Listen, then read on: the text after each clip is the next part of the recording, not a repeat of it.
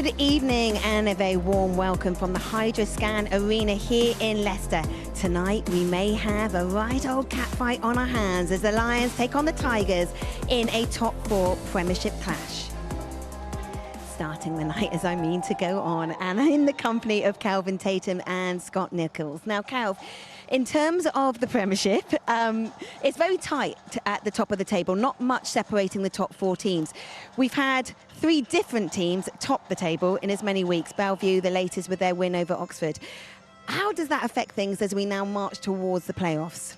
Well, it's quite a confusing picture. It's not an easy question to answer because even if you finish top of the league and the 4th place team which you will have to race might not be somebody you particularly want. In the past, teams that have finished top of the table could choose, and I think actually I prefer that system, but that's not in use now. So we'll just have to wait and see. That's the simple answer. Yeah, and Bellevue, as we mentioned, went top with that win at Oxford. And an expected win, 48-42, and they have a decent performance away from home against one of the weaker teams, but you've got to say that the top 4, it's still wide open. Mathematically, anything could happen. Sheffield here tonight, 3 matches in hand over the Bellevue Aces, so got to believe that Sheffield in particular will want to go on a bit of a run now. Yeah, and Scotty, if we're still on the track and it's looking pretty heavy, we've had some rain here earlier today. Yep. Who might that favour? Well, we certainly have had some rain, and like you say, we're on the track now, and like Kel was saying, it's a lot heavier than normal. Yeah. So it's much of a leveller for the Leicester boys. It's possibly not such a home track advantage. Throws open. I mean, Josh Pickering all kind of revelling this, weren't he? Yeah, well, we can't wait for that. And for you, how was it at the weekend? Well, after the first 2 races, I was quite happy to go home and just talk about the other boys doing it. I was shocking. Retirement loomed. Changed bikes and then kind of felt like I got back into it. The old boy got back into it. Yeah, physically felt okay? Yeah, it didn't feel too bad. Yeah, nice. Felt okay. Yeah, well done. Well done. 3 paid wins at the end of the night. That was a decent effort. Yeah, finished off only as good as your last race, they say, when you've had a bad night. Absolutely. No, we're talking about the track. I'm going to get you back here in Leicester. Be present, guys. What's happening with the track? What are they doing here? They're whipping up the starts. Again, it's just been confusing weather in Leicester today, Cal. It has, with that huge storm that we had at 4:15. That certainly has put, a little bit of cat amongst the pigeons, rather. But it's dried out beautifully, I must say. But there's no question there will be more grip in this track than ordinarily they've had in recent weeks. So that may just favour Sheffield, who haven't been great here. Yeah. They might just roll their sleeves up tonight and say, we'll have a real go. Yeah, and like Scotty said, Picker will be in the mix. Yeah, absolutely. Always, always. Well, let's have a look at the Premiership standings then. As we mentioned, it's been changing, and it now is Bellevue at the top. Only by a point, though, over the Ipswich Witches in second. Sheffield Tigers, Cal mentioned it, they are third, and they have 3 meetings in hand. Leicester looking pretty solid in 4th, but Cal also mentioned this. Kings Lynn do have a mathematical chance of making the playoffs, but those top 4, you imagine, look pretty safe. It's a tall order for Kings Lynn. It could happen, though. It could happen, and they're a team that should have performed better than they have, but mathematically they're still in with a shout. But it's hard yards, what I mean. They've got a lot of catching up to do, that will be frustrating because Rob Lyon's team seemed to get going a little bit too late, and that will frustrate him, of course it will. But right now, the top 4, I think, will be the playoff men. They really will be. Well, let's look at the 2 teams then, Cal, because we saw Sheffield last week, and there was a couple of riders that were particularly strong. Well, Leon Flint, obviously, I lucked out with the rider to watch, but there's no doubt that Jack Holder leads the team beautifully. Anders Rowe's in there at number 2. Josh Pickering is always giving his very best. Louis Kerr coming in to replace Ty Woofenden. Chris Holder's been smashing on his return to British Speedway. Justin Sedgmen, another replacement with the reshuffle with Ty Woofenden being injured. And Leon Flint back from injury in fine style last week. But my man to watch for the Sheffield Tigers is Anders Rowe. Anders Rowe in the number 2 position. If he can click with Jack Rowe tonight and get off to a really flying start out of gates 1 and 3, then who knows, that could set the tone for the evening. Yeah, I had a little word with Anders as well after his injury to his elbow last week in Sheffield, and he just said it was like catching your funny bone for like 3 days solid, but he's good to go. Well, that's good news because that's uncomfortable, isn't it? And he's your You're man to bashing watch. your funny bone for 3 days. So yeah, I would not recommend it. The home side then, Kerr. Yeah, let's have a look at the Max. Has been maxing out on a regular basis. Luke Becker, of course, on the sidelines. Right, Douglas is going nicely this season. Carl Howarth, a newcomer from the Tigers, will want to go well tonight. Of course, he was a captain of the Sheffield Tigers for over 5 seasons. And then we've got Sam Masters, the Australian, at number 5, Drew Kemp at 6, and Joe Thompson down at number 7. But I'm going to go with Ryan Douglas tonight as my man to watch for the home team. He's been in sparkling form in the last couple of months.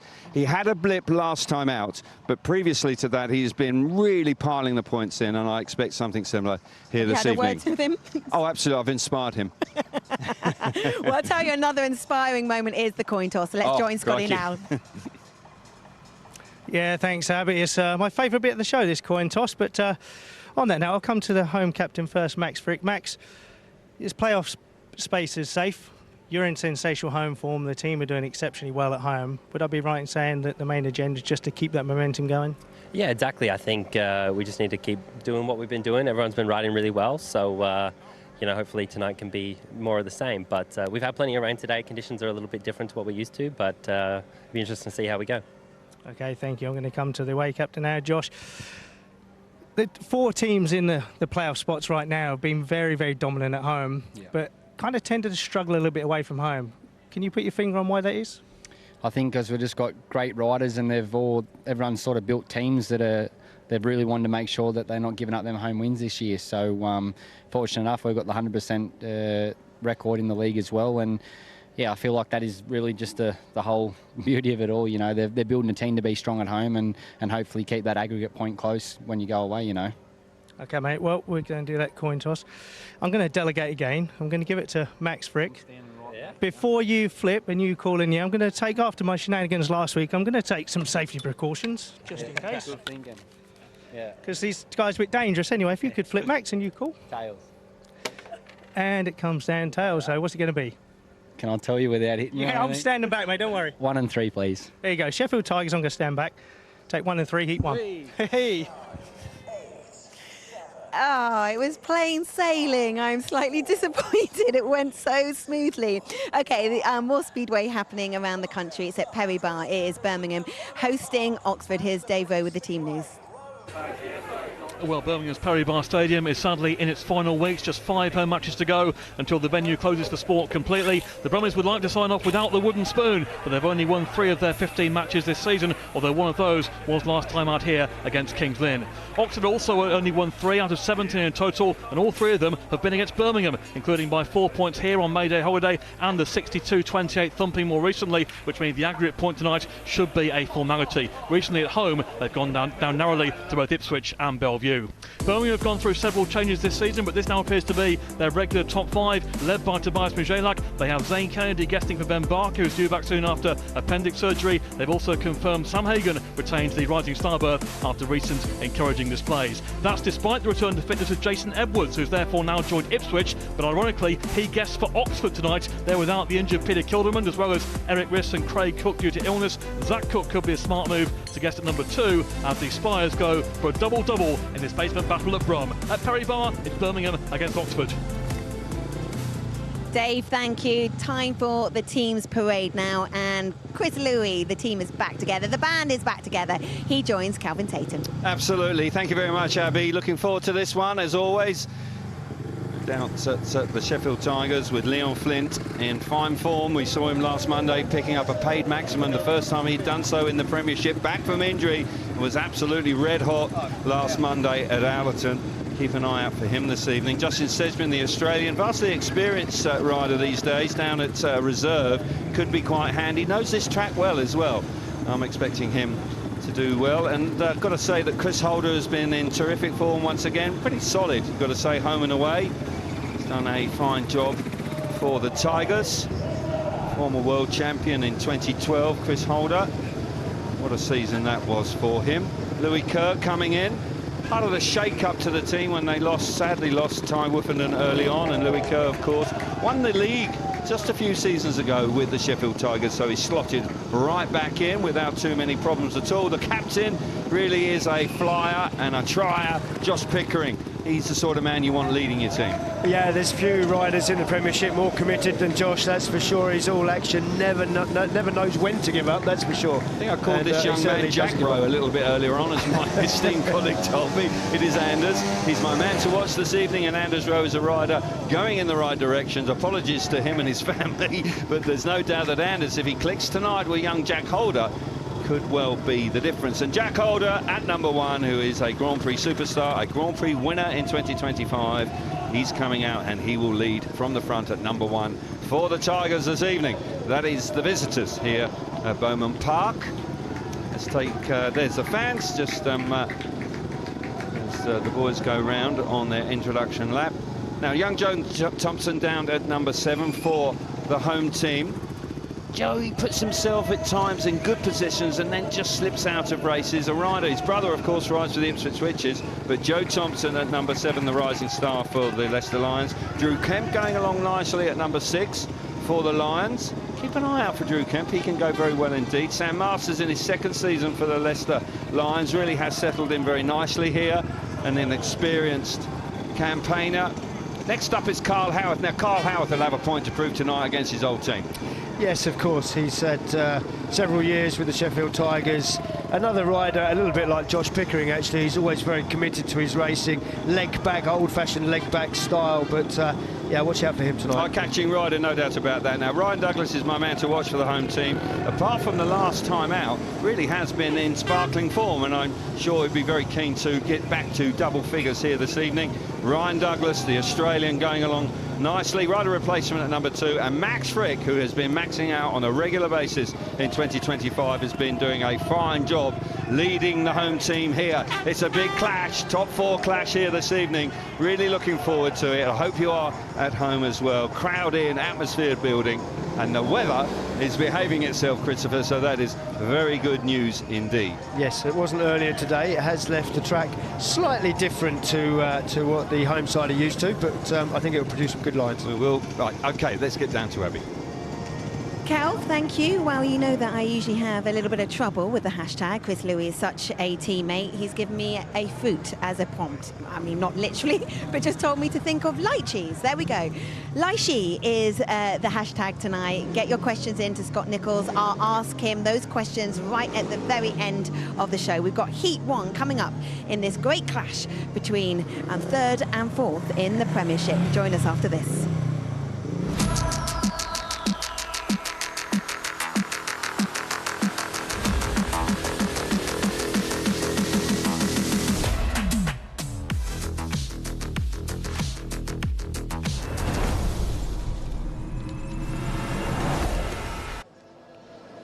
Welcome back to the Hydroscand Arena. Tonight, the Leicester Lions take on the Sheffield Tigers. We're almost ready, I believe, to get underway with Heat 1. But Scott Nichols might have an update. Scotty? Yeah, just with Simon said, I think Stuart Dixon's going to come over in a minute. Just a little bit of a hold. I believe there's a little bit of a kind of an issue with the start line. Yeah, obviously, look, Scotty, the track's super. They've done a really good job of getting it back after obviously having some rain on it, but unfortunately the start line's just really, really heavy. There's a lot of material, and where the tractor's gone through, it's spread out and made sort of big, really deep tyre tracks, so it's almost impossible to pick a line through there. So we'll get the bucket on there, try and get rid of some material. I think it'd be great because the rest of the track looks really good. Yeah, the track does look good, and obviously, you know, to the viewers at home that possibly don't understand the implications of that, can you just explain why that is so significant? Obviously, you know, first turns, etc. Yeah, I think it's just the ruts are too deep. Obviously, there's a low sense of gravity on the bike. The exhaust system runs really low, so I think just trying to navigate through those deep bits over the start will be really, really difficult. So nothing that, you know, 5 minutes track, 10 minutes track work won't sort out. Okay, thank you, Simon. Stuart, obviously you guys have had, weather hasn't been on your side, worked hard. The track looks amazing. I'd actually be quite happy to go out there myself right now. But obviously the start line has sort of caused a little bit of an issue. Can you just explain to viewers what you're going to be doing to the start line to try and remedy it? On the track, what both sets of riders thought there was just about too much sitting water on it, sort of thing. I did say that once we disturbed it, it could possibly make things worse, because at least they were packed in. I know the water was sitting on top of them, but us riders don't listen, do we? Riders sometimes know best and maybe they don't, but listen, both sets want to get a wee bit of work done on them, you know what I mean, sort of thing. So we tried to rip them up a little bit, probably left it too late because they fear of more rain coming in. Hindsight, they should have been left the way they are. We're just going to do a little bit of work on them in about 5 minutes or so. I'm pretty sure we'll get it sorted. I think gate 4 is the main one over the racing line. I'm conscious that I've got gate 4 through the first 4 races, so I've told my guys don't take too much off it because I don't want nothing on 4 where it becomes a distinct disadvantage. But you didn't say that live on telly, by the way.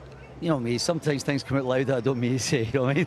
But I want to be safe, that's for a start. You know, I can see what they're doing now, they're taking a little bit away, and I'm pretty sure the guys know what they're doing, they're experienced guys, so we'll get it sorted. Definitely, and both teams are actually in agreement. It's not just kind of sometimes your away team or doesn't want to, or sometimes your away team actually wants to push on because it swings in their advantage, but both teams are firmly kind of, can we just address the start? Definitely, they want a bit of work done on the starts, which is fair enough. These are the guys that are riding the bike. As you say, we've done well to get the track into a decent shape.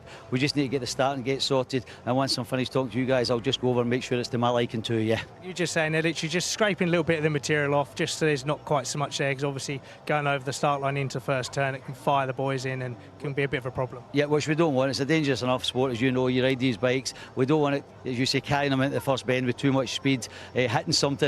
So we're just going to flatten off a little bit. We normally have very grippy starts here at Leicester. It's a good advantage for us. It's worked this season throughout, but on these conditions today, it's caught us out a little bit, yeah. Well, thanks, Stuart. I'll let you go and monitor the situation. Abby, back to you.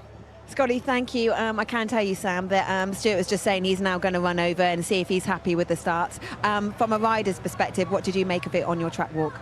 The track walk actually didn't look too bad. It was a little bit wet, so I think Stuart and the boys went out to try and fix it and make it safer for us, but yeah, it's made it quite messy, unfortunately. That wasn't their intention, obviously, but yeah, it's, when I was riding up to it on the parade, I was thinking, I'm struggling to stay on going at this pace, let alone 70 mile an hour. Oh, really? Okay, this could be really interesting then. Is it, how much of a leveler then? I think Max said it even in the coin toss, when your home track and it's been so advantageous for you and the guys, isn't what it's normally like.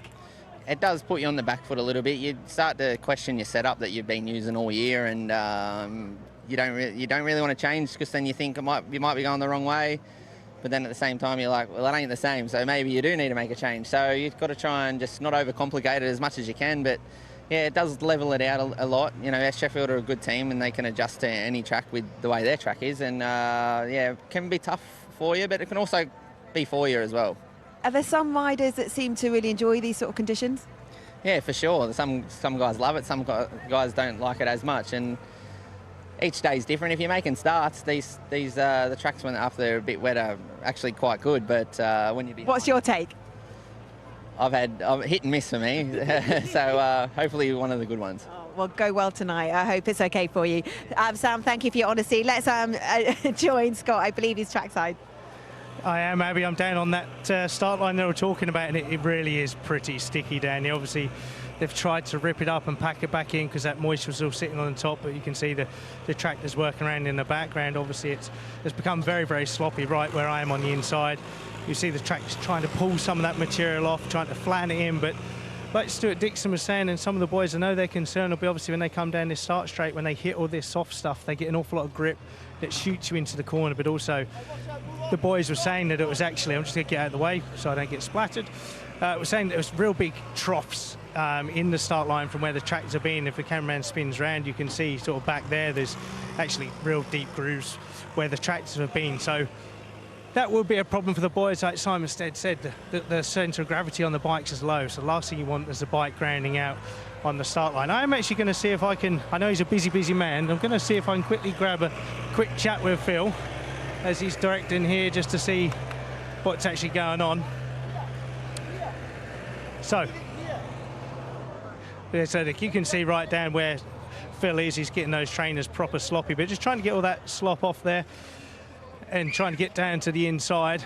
Obviously Phil's working tirelessly hard, but this is actually even more problematic as I've come more towards the first turn. It really is proper deep here. The riders, you can't go through this, and also coming from the start is going to be difficult. If my cameraman just comes with me a little bit just so he doesn't get hit by the tractor, I will make an effort to try and grab Phil. He's a very good foreman, he's delegating very well.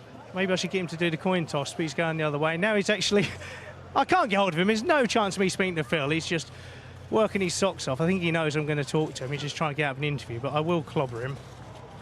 I will try and grab hold of Phil. Phil, I know you enjoy raking, mate, and you're working hard, but can you just, Stuart Dixon said obviously going to try and take some material off. We're right down here now, you can kind of give the viewers at home a little bit of an insight as to what's actually going on. They ripped the starts up like they normally do, and then we had the serious rain. It got quite sloppy, and some of the guys asked them... stuff right by the fence there in particular. Someone asked them to redo it, which they did, and it only made it worse because there's so much material here. we're just trying to take a bit off so it's not so dangerous for the riders. It's obviously important to get it right, but it's a crucial time of the season. First and foremost, one that's safe, but also we want some decent racing.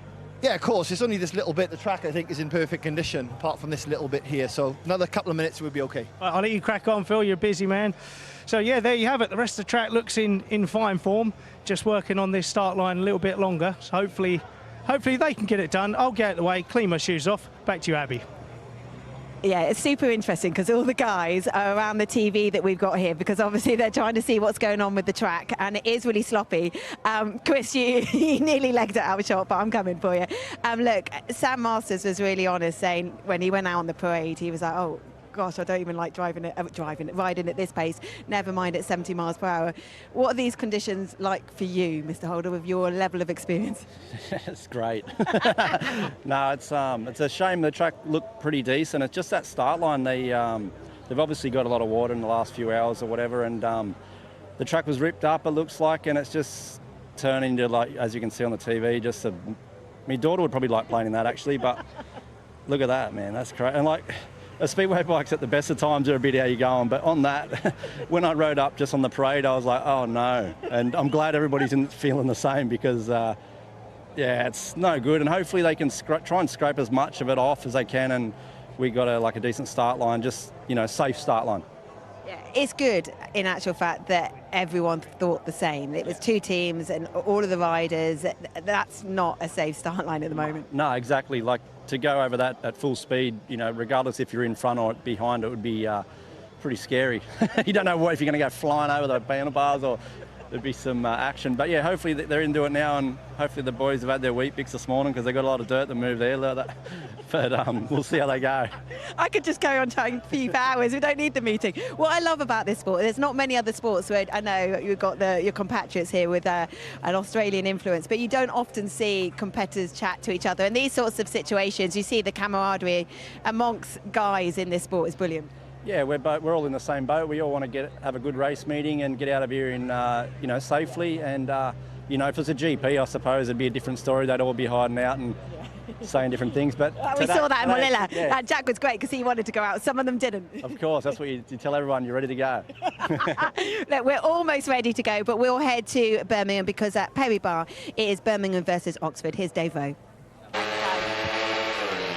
Well, we have had 4 heats here at Perry Bar, no sign of the rain which has affected things at Leicester. First couple of heats saw Oxford go into a narrow 7-5 advantage. Martinovsky won the opening race, that was a share. No surprise, Jason Edwards won heat 2 for the Spies with Luke Colleen taking a third place. They led them by 7 points to 5. Here's the action from heat 3 with Keenan Rue in blue out in front of Charles Wright, who had a real go at him throughout the race with Eunice Jepperson in third place for the home side. And Keenan Rue, who's trying to find some consistency in his first year with Birmingham after the spell he had with Ipswich for the last couple of campaigns, holding a decent line here against Charles Wright throughout heat 3, and this 4-2 to put the home side back on terms. Don't forget that Birmingham have lost every meeting they've raced against Oxford so far this season, and in fact those are Oxford's only 3 wins so far. So the Spires have tended to do well at Perry Bar in the last couple of years, and indeed at home when they won 62-28 in the reverse fixture a few weeks ago. But Keenan Rue there winning heat 3 ahead of Charles Wright, with Jepperson third for a 4-2 to make it 9 apiece. We saw some good drama in heat 4 with the Brummies making the start. Matty Zagar in red, Sam Hagan the rising star in blue, and then watch out for Luke Colleen in yellow, the Oxford rising star taking a burst round the outside up on turns 3 and 4. Zagar pulling clear out in front. It's Rowan Tungate at the back here as Hagan goes through into second, as Colleen goes second with Hagan third, and now we've got Tungate battling away, trying to get the better of Hagan for third place. Making a move here on the inside, gets really close off the fourth bend. Hagan is forced out, and they are desperately tight over start-finish line as Rowan Tungate makes his way through there into third place to save a 3-3 for the Oxford Spires. Matty Zagar impressive out front in this race, and Birmingham will need both Zagar and Mujelak and Keenan Rue as well to be winning races if they're to break this something of a bogey against Oxford so far this season, if they're to avoid the wooden spoon in the Premiership in what will be their final year in the sport here at Perry Bar. Emphatic win then for Matty Zagar in heat 4, and the shared race means after 4 heats it's all square. Birmingham 12, Oxford 12. Dave, thank you. Scotty, we've got our delay here. You've been out on the track and been speaking to the guys. There's so much intrigue about this? Obviously, we want to save track, but all the sports psychology, what's going on? Well, yeah, it's interesting what Chris Holder said. Like you said, you know, when you're in a team, you kind of unite and you come together. But interesting what you said about the Grand Prix, there is a lot of that kind of, yeah, I'm ready to go, but really you're not. So it's a lot of mind games. But right now, this situation, you know, does that shift the energy to the Sheffield boys? Because the starts are not going to be the same as normal. You'd feel like it would, don't you? The track is not the same as normal. And sometimes that can give the opposition the upper hand, you know. They can kind of flex their chest a little bit, knowing that it's not the same as normal. I'm with you. OK, we're going to take a short break. When we come back, hopefully we'll be on with the action here in Leicester.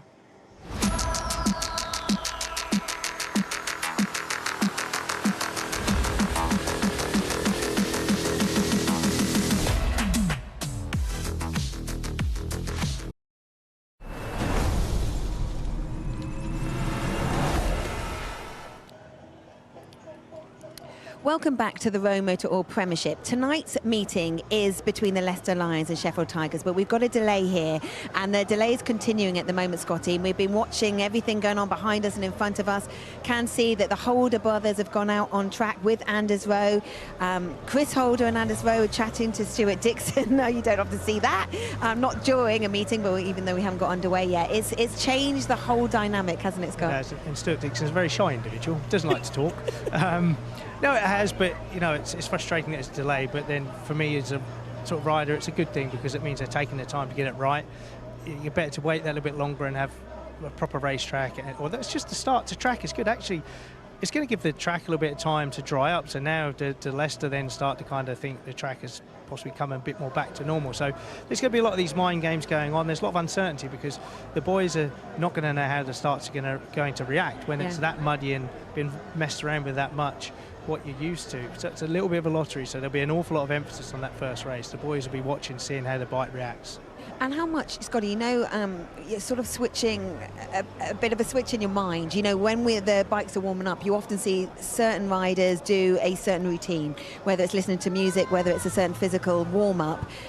That goes out the window of this. So again, in terms of your rituals, your pre-race routine, how does that impact things when we're not quite sure at the moment when we're going to go racing? It should happen soon, but we don't know. It is, and it's a really good point because some people, I'm really kind of routine-y and superstitious. So, you know, you'll see that, do you start the routine again? Do you kind of warm up again? Do you start afresh? So there are those little games because also it's an unknown quantity. You don't know how long it's going to be. Is it going to be another minute? Is it going to be 10 minutes? So you're kind of on edge a little bit, and it's where you then start to see the sort of the games that we see. Some riders are almost purposely trying to joke because it's their way of covering their nerves, and others just close themselves off. So, yeah, it'd be quite interesting to have a little wander up and down the pits and just see what's actually going on. This sort of stuff is absolutely fascinating. But it is gold. But we are going to head to Birmingham and get the latest from Dave Rowe.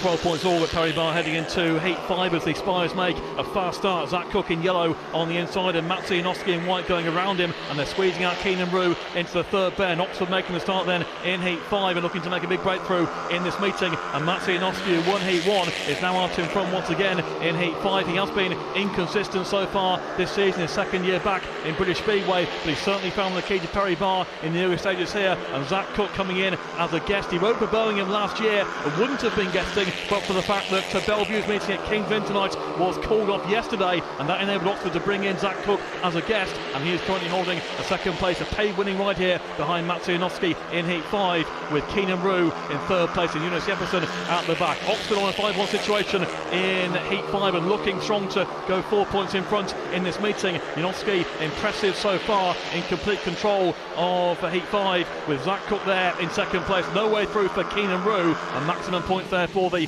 Oxford Spires in Heat 5 to go 17-13 in front. Start line for Heat 6. It's a fast start there from the rider in red, Tobias Mijelak, moving Tungate aside. Touch on the first turn two with Castagna. That ascends Edwards to the back, and it's a 4-2 into Birmingham into the third bend. Mijelak with the advantage. It's Tungate in second place, Castagna in third, and Jason Edwards got the rough end there of the first turn, and Birmingham trying to hit back here in Heat 6 with their captain Mujelak under pressure from Tungate, who's got a good record around this circuit, certainly last season. Had a nightmare here in May when he only scored 3 in Oxford's victory, but Tungate normally sharp round Perry Barr. He is now losing ground to Mujelak on the third lap, with Castagna in third place in blue for the Brummies. This will pull a couple of points back for them at this stage after the disaster of conceding a 5-1 in Heat 5 to go 4 points down. Tungate lifting there off the fourth bend out of shape as Mujelak pulls clear once more, and Mujelak race leads here on the last lap with Tungate in second place, Castagna in third, and the Brummies set for a 4-2 here to narrow the gap to a couple of points after 6 races. Mujelak then winning that one for the Brummies, who get the 4-2, and with 6 heats gone, it's Birmingham 17, Oxford 19. So it's all laughs at the moment, but it has been pretty tense. All sorts of change of atmosphere, steady. It's weird, isn't it? Phil Morris, he's he's always the hardest working man in Speedway. He's going to deserve his holiday tomorrow. He's been running like the clappers to try and get this sorted. He has, but all of a sudden it's like we're off air, and then it's like, okay, now we're going racing. And like we were saying earlier, that switch has got to flick exceptionally fast for these boys in Heat 1. Okay, it is time for Heat 1. Calvin and Chris, over to you guys. We've been waiting very patiently. Well done, you two. Filling the gap there, and they've worked furiously down there on the start line as well. Not ideal, unfortunately, that storm coming in at 4:15, just catching them out. But we are now with riders entering the arena for the first time this evening. We have a rider replacement in Heat number 1 as well, Chris. It looks like Carl Howarth is coming out here to replace the injured Luke Becker for Heat number 1. Looking forward to seeing him. But with the coin toss going the way of the Sheffield Tigers, the Tigers will start with gates 1 and 3. More grip than normal, no question about that, with the rain. Certainly high up on the banking, I believe there's going to be a fair amount of grip out there. Yeah, there will. The outside of the track will definitely generate a lot of speed, particularly, I think, coming off turn 2. But, yeah, the remedial work on the start line's all completed. Had to be done. It would have really unsettled the bikes, as the very small, skinny tyres would have filled up with all that slushy mud and unsettled the bike just as you turn into turn 1. So had to be done. It's looking good now, though. Well, I wouldn't say good. Let's say a lot better. Yes, I think that's probably the right way to describe it, but a little bit of unknown about the way the bike's going to react when you drop the clutch for the first time this evening, when those tapes fly up in the air. Big match this. Got to say the Sheffield Tigers have struggled so far this season here at this particular venue. So line up Heat number 1. We've got Anders Rowe, he'll come out of gate number 1 in the yellow. Carl Howarth out of gate number 2, he's the rider replacement in blue. Gate 3 in white is Jack Holder, and off the outside, Max Fricke in red. Max Fricke has been absolutely sensational around Beaumont Park this year. He really has been a very difficult man to beat. Yeah, number 1 rider in the league right now. He's absolutely flying, and of course, his 18-point maximum last week in Oxford came with a 15-metre handicap race as well. Quite impressive. Indeed, it doesn't happen very often from 15 meetings you get to the front, particularly around a tight and technical track. But for the first time this evening, the tapes are up and we're charging towards the first turn. Into the first turn, and done. Fricke's made a lovely start from the outside. Anders Rowe coming up the inside. Jack Rowe comes into third place. Carl Howarth, the rider replacement, is trapped at the back. But look at the confidence from Max Fricke. You're talking about him being the top rider in the league. And that is why, Chris. Yeah, absolutely. Just riding superbly confidently. Wasn't too worried about Anders on the inside. He felt that the right place to ride was mid-track, and I think he's absolutely bang on. But it was a good start from young Anders. He was out there looking for Jack, his teammate. He knows that track conditions are a little bit greasy on top. Easy to fill your own man in, but good job from Anders. Shared heat at the moment. We're going into the last lap with the maximum man around this particular track. Fricke got away well. Anders Rowe looking good in second place. Got to say that Jack Holder is covered in dirt back in third place with Howarth at the back. But 3 points on the card for both teams here as we come to the end of the first 4 laps here this evening. Good to get underway. No problems about going across the start and finish line. And Max Fricke gets his evening off to a winning start this evening, and fine style, brilliant start from the outside. It's a long way from the outside in the first race. He drops the clutch, the bike reacted beautifully, and that's what happens when you're in a rich vein of form. Yeah, when you're in form, you're confident, you believe in your bike setup and everything you're doing, and that's exactly how Max is riding right now. So Max Fricke out in front, 3 points for him. Anders Rowe back in second place, 2 points, 1 point for Jack Holder, and Carl Howarth misses out in heat number 1. We'll watch it again, and Max Fricke, dynamite from the start line in heat 1. Yeah, Max doing everything right now in the Premiership particularly, and he makes a good start, as you say, Kelvin, from the outside. Difficult in these conditions and in Heat 1.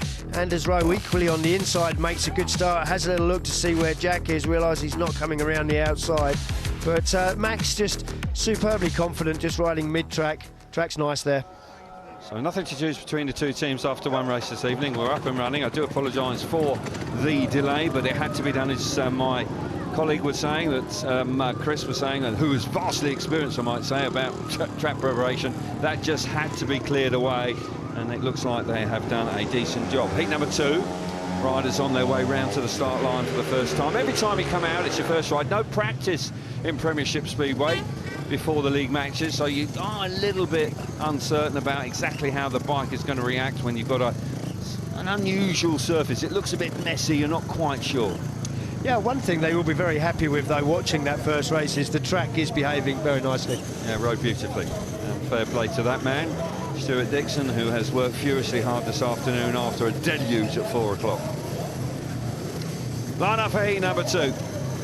And on the inside is Drew Kemp in the red helmet colour. Justin Sedgmen comes out of gate number 2 in white. Joe Thompson, gate 3 in blue, and Leon Flint off the outside in yellow helmet colour. Leon Flint was absolutely fabulous last week, made great starts and really had a great night of Speedway. Yeah, it was riding nicely, of course. You had picked him out to be the man to watch, and yeah, he certainly was that night. Yeah, I wasn't sure because he was coming back from injury. I think that's possibly why I chose him, but there were no ill effects from the shoulder injury at all, and he rode great. Let's see how we get on here in heat number 2. Gates 1 and 3 this time for the home teams. Switches around, can they take advantage? Although gate 4 worked very well for Max Fricke, who will be delighted to have picked up the 3 points in heat number 1. Riders coming forward now. Leon Flint, can he reproduce what Fricke did? He'll be hoping he can. You hit the front on a light to this, particularly early on. You can pick your way, you can settle down. So here we go. Start Marshall moves away, tapes her up, and we're charging towards the first corner. Who gets there? Oh, the away team, they hit the front. Superb stuff from them. Sedgmen's into second place. From the outside is Leon Flint. Leon Flint, we are obviously giving him a bit of good fortune at the moment because he is out in front looking fabulous. Sedgmen back in second place. We've got Drew Kemp coming through in third, with a big 5-1 on the cards here for the Tigers. Yeah, Leon Flint is loving life in front of the cameras right now, isn't he? Coming off the back of his first Premiership Maximum. Makes a good start, looks good, he's got the vastly experience. Justin Sedgmen has just tucked in nicely behind him, protecting him there. Drew Kemp really not making an impression right now. Steady away out in front, Flint and Sedgmen. Got to say they're riding very nicely, the track is behaving itself. And the Sheffield Tigers have had a very disappointing time at this particular venue this season. And this will put their noses in front at the completion of heat number 2. We've got plenty of fans right down in front of us, and the Tigers, they'll be liking this. Bit of smoke coming off the back of Sedgmen's bike as he completes heat number 2, but he won't mind about that. The bike got him to the end, and a big 5-1 for the visitors in heat number 2. And they move on to 8 points. To 4, and very useful points indeed by the fast-flying, fast-starting Leon Flint. How about that? 3 points for him. Justin Sedgmen back in second place, 2 points. 1 point for Drew Kemp in third, and Joe Thompson misses out in heat number 2. Terrific start from Leon Flint again here. Gate 4 working brilliantly so far. Yeah, great ride from the Tigers. And you posed the question, could Leon Flint do what Max Fricke did in heat 1? Well, the answer emphatically was yes, he can. And he makes a super start from the outside. Justin Sedgmen there coming from gate 2 just keeps around the inside. He's just moved mid-track there, and it looks like Drew Kemp might be able to sneak away through, but really the Sheffield boys so fast away from the start. They've already pulled out a couple of bike lengths in a steady race for them, and if they can keep that form up, that'll pay dividends for the Sheffield Tigers today. Well, it could well be quite a tussle here this evening. We fancied it was last time on our visit to Leicester, but it didn't transpire. The home team were inspired and got the better of the Sheffield Tigers, but 8 points to the visitors at this stage, to 4 points to the home team. So embryonic stages of the evening, but encouraging signs for the Tigers. But there's no doubt that the Leicester Lions have got plenty about them in 2025, and there is a long way to go. The riders making their way round to the start for heat number 3. Stuart Dixon, who, just like Phil Morris, has been a busy man this afternoon. That rain came early enough, actually. If it had come much later, it would have been much more difficult. But it was warm, and the track has dried, and so far it's ridden really nicely. It's ridden very nicely, yeah.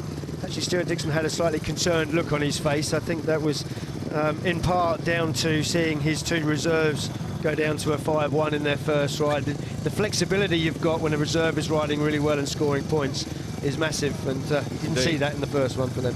Absolutely. Josh Pickering just taking his time. They'd had a bit of a check over on the clutch area, but all is well. He's now on his way. He's an important rider for the Sheffield Tigers.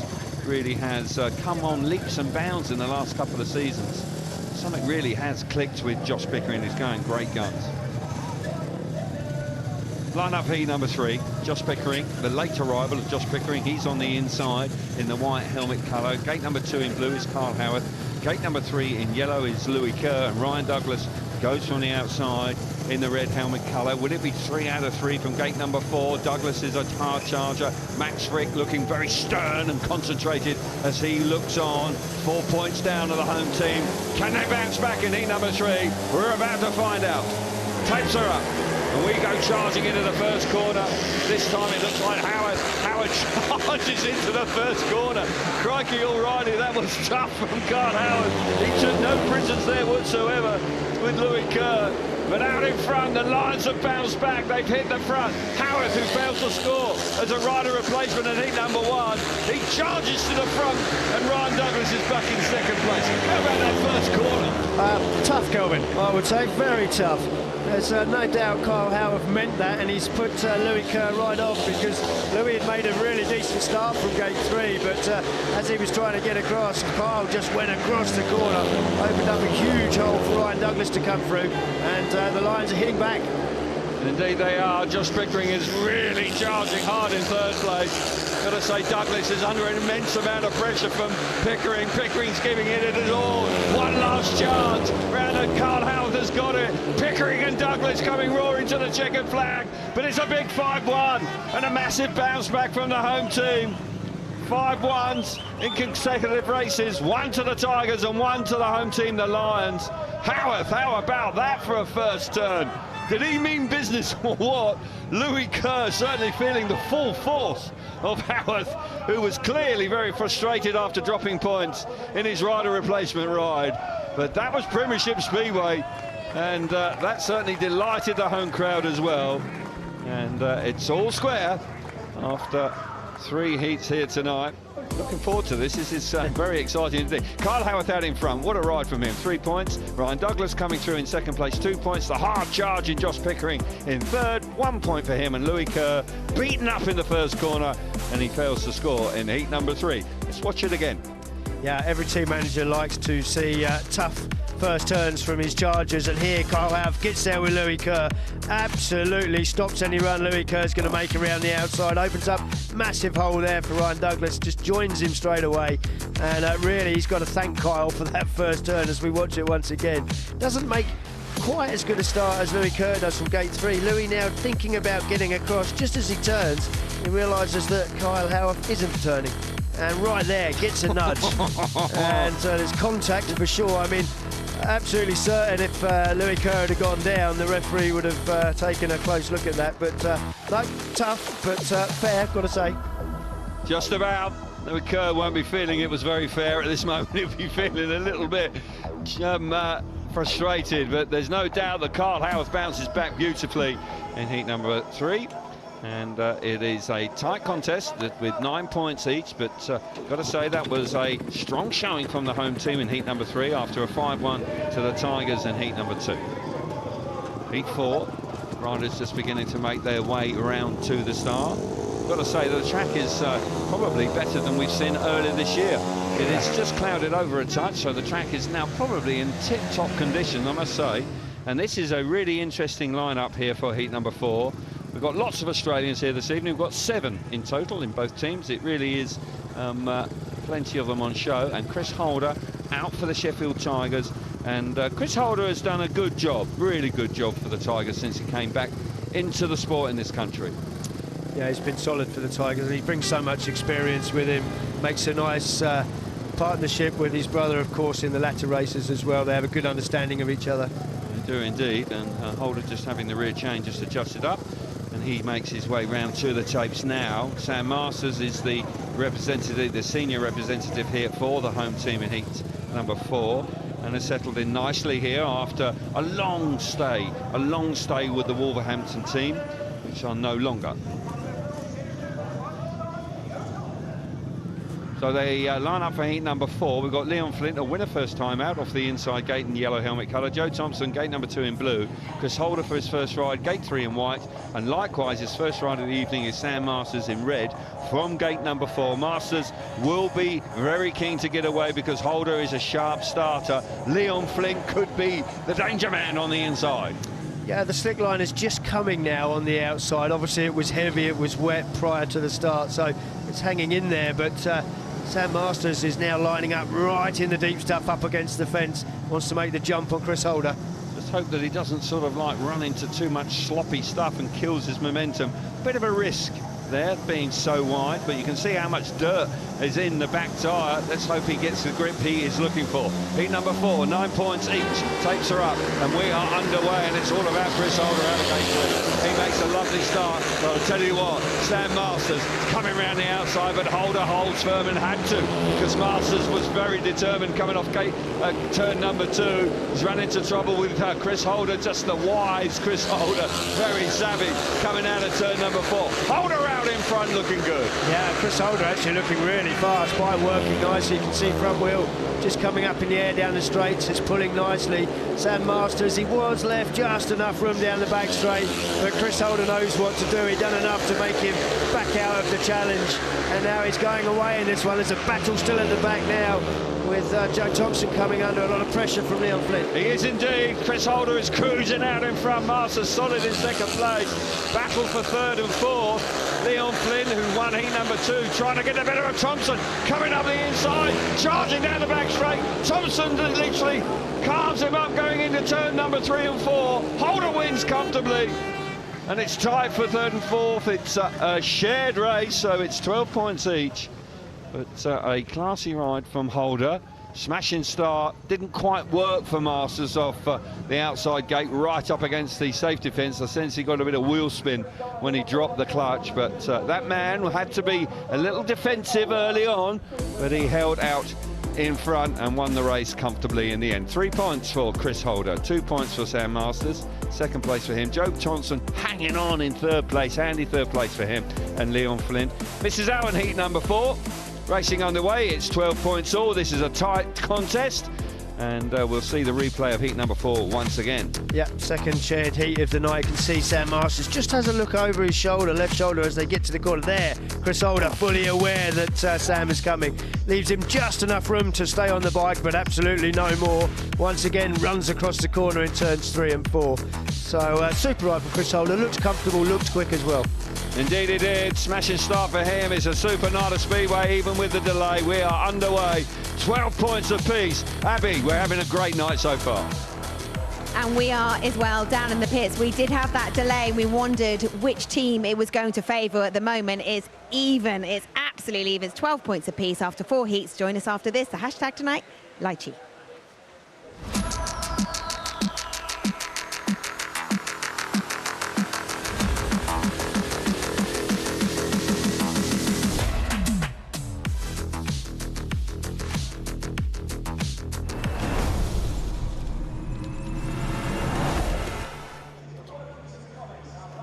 Welcome back to the Hydroscand Arena here in Leicester. It took a while to get underway with the racing, but since we have done, it has been cracking so far. Nothing between the two sides, 12 each after 4 heats. Now, the delay was caused by the track and there was concerns around the start line. We've sent Scotty out. Scotty, what's it like now? Terrible. It's coming. Sam Masters on. I focused on that where he went off that rut in heat 4 there. I mean, just see how deep it is, exceptionally deep. But the problem you've got is when you get out, you then goes across that shiny part of the track, so there's no traction there. But later on, this stuff, when it dries out, that will be grippy. But like I said, it's just once you get out, it's going to be a bit of a problem as we come along here. Gate 3, there's a little bit of material here, but where they've scraped it off, it's really deceiving because you've got this material on the top, but if I just pull it away, it's like concrete underneath, so that'll be quite slippery and greasy, so you'll see some of the boys dump the clutch and the bike will just spin and not really react. Gate 2 looks quite consistent. There's a bit of material here that you can pull back in, and because this is a little bit drier, they can pack that back into the rut. Gate 1, you can see the first 4 races, there's been 3 ruts here to the outside of Gate 1 because it's actually not too bad. There's a little bit of bite in it. Right down here, it's still too soft. You can see it's really soft and sloppy, so the back wheel will just initially just spin. But later on, this will start to grip up, but once you get out there, it's going to spin, so you're going to have to see the bikes really working the bike. But before we crack on with here, let's head to Dave Rowe for an update at Birmingham. Well, gradually the Oxford Spires are taking control of this meeting. We saw shared heat 7 where Charles Wright fended off for Matty Zagar to leave it at 22 points to 20. But in heat 8, Luke Killeen in yellow, the rising star, made a flying start. He was joined by Zach Cook, and that left Paco Castagna chasing hard in 3rd place in red for the Brummies. And Luke Killeen, who Oxford have stuck with over the last year or so, and gradually making improvement along the way, while having what could well turn out to be his best night in the Premiership here at Perry Bar tonight, as he leads the way from Zach Cook. And Birmingham, as far as Paco Castagna is concerned, crucial for him to make his way through. Cook actually made a mistake there on the first 2 turns, almost allowed Castagna through on the inside, but they maintained the 5-1 situation right through to the start of the last lap. Killeen looking over his shoulder, knowing his teammate was there, but again Zach Cook wide on turns 1 and 2, and Castagna came in to split them for a 4-2, but Oxford then took another 4-2 in heat 9. Only Rowan Tungate's second away victory of the season, with Jason Edwards third, and that means after 9 heats it's Birmingham 24, Oxford 30. Dave, thank you. We're almost ready to go racing again with Heat 5. Carl Howarth is back out. He took no prisoners in his last heat. But a reminder for you cycling fans, Tour de France, after today's rest day, it embarks on its final week tomorrow. It's starting in Montpellier and then takes to the mountains. Defending champion Pogacar is well in contention to reclaim the yellow jersey as he leads the race going into the final stages. Make sure you join Ola and the team from 11 a.m. on TNT Sports 1 and Discovery Plus. Right, it's nothing between these two sides as we go into Heat 5. Back to you, Chris, and first Calvin. Thank you very much, Abby. That's terrific stuff. Must say, I've watched some of that Tour de France. You know, Tadej Pogacar, he's a bit special, and he has pulled away out in front. He's a red-hot favourite to win the Tour de France once again. Look at that gorgeous skyline, absolutely beautiful. It wasn't about 4:15. Yeah, wouldn't have said that a little while ago. It was very different indeed. So nothing to choose between the two. Riders are at the tapes doing their work for heat number 5 to get racing underway again. We've got Carl Howarth. This is his 3rd ride in 5. It's been a busy boy so far. Hard charging win in heat number 3, of course. Keep an eye out for him this time. Heat number 5, we've got Ryan Douglas going from the inside, the red helmet colour. Anders Rowe out of gate number 2 in yellow.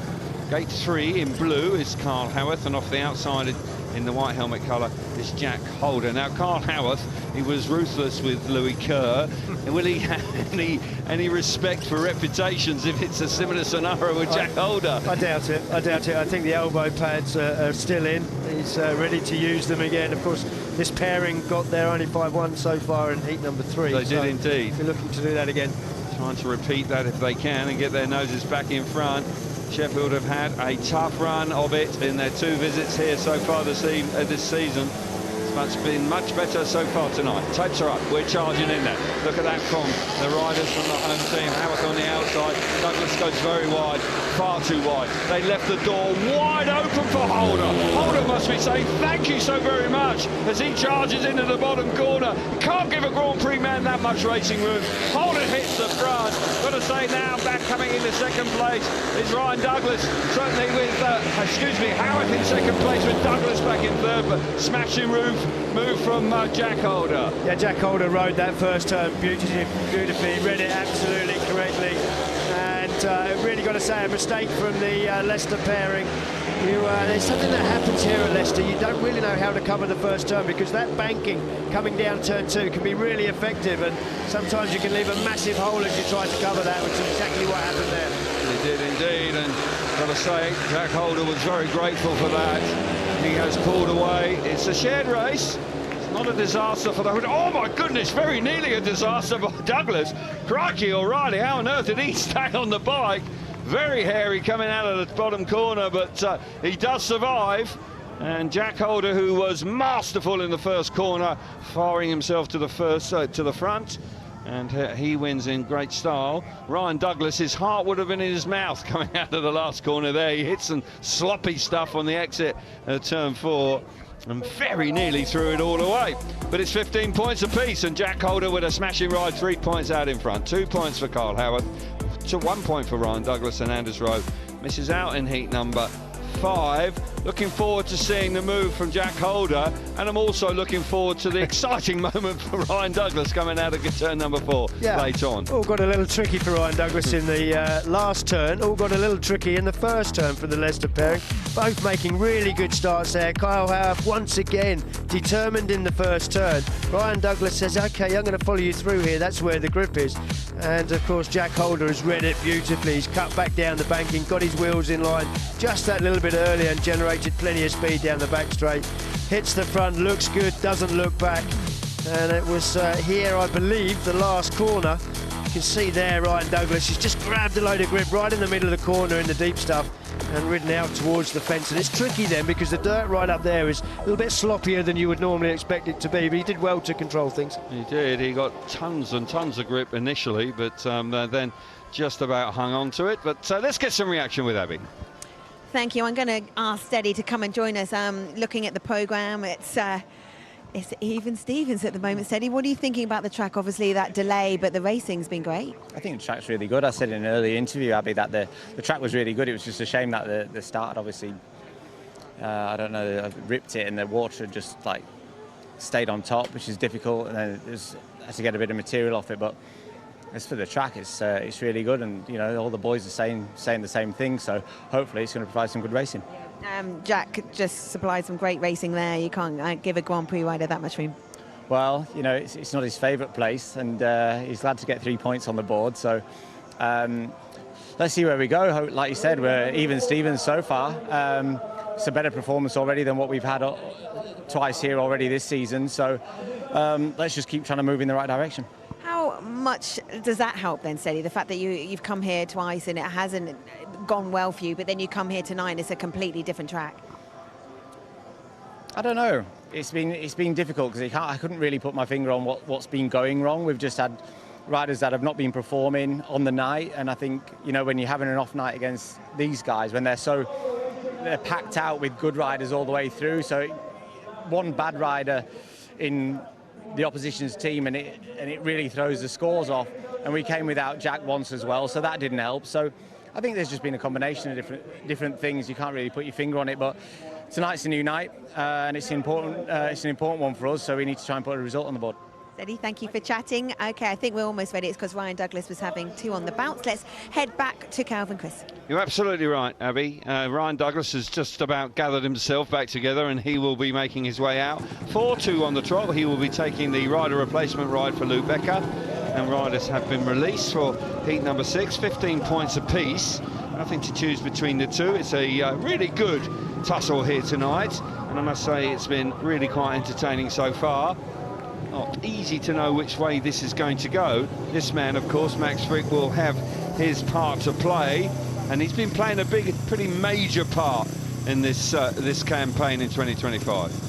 Yeah, no doubt. He's #1 rider in the Premiership at the moment and enjoying life. But yeah, this is Ryan Douglas has now had 3 in 4 heats, so it's a busy period for him.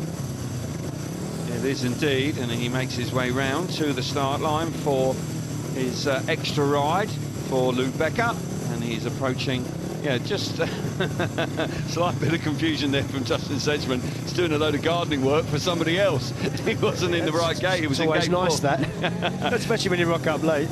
So the line-up then for heat number 6 is Chris Holder in gate 1 in white, Max Fricke out of gate number 2 in red.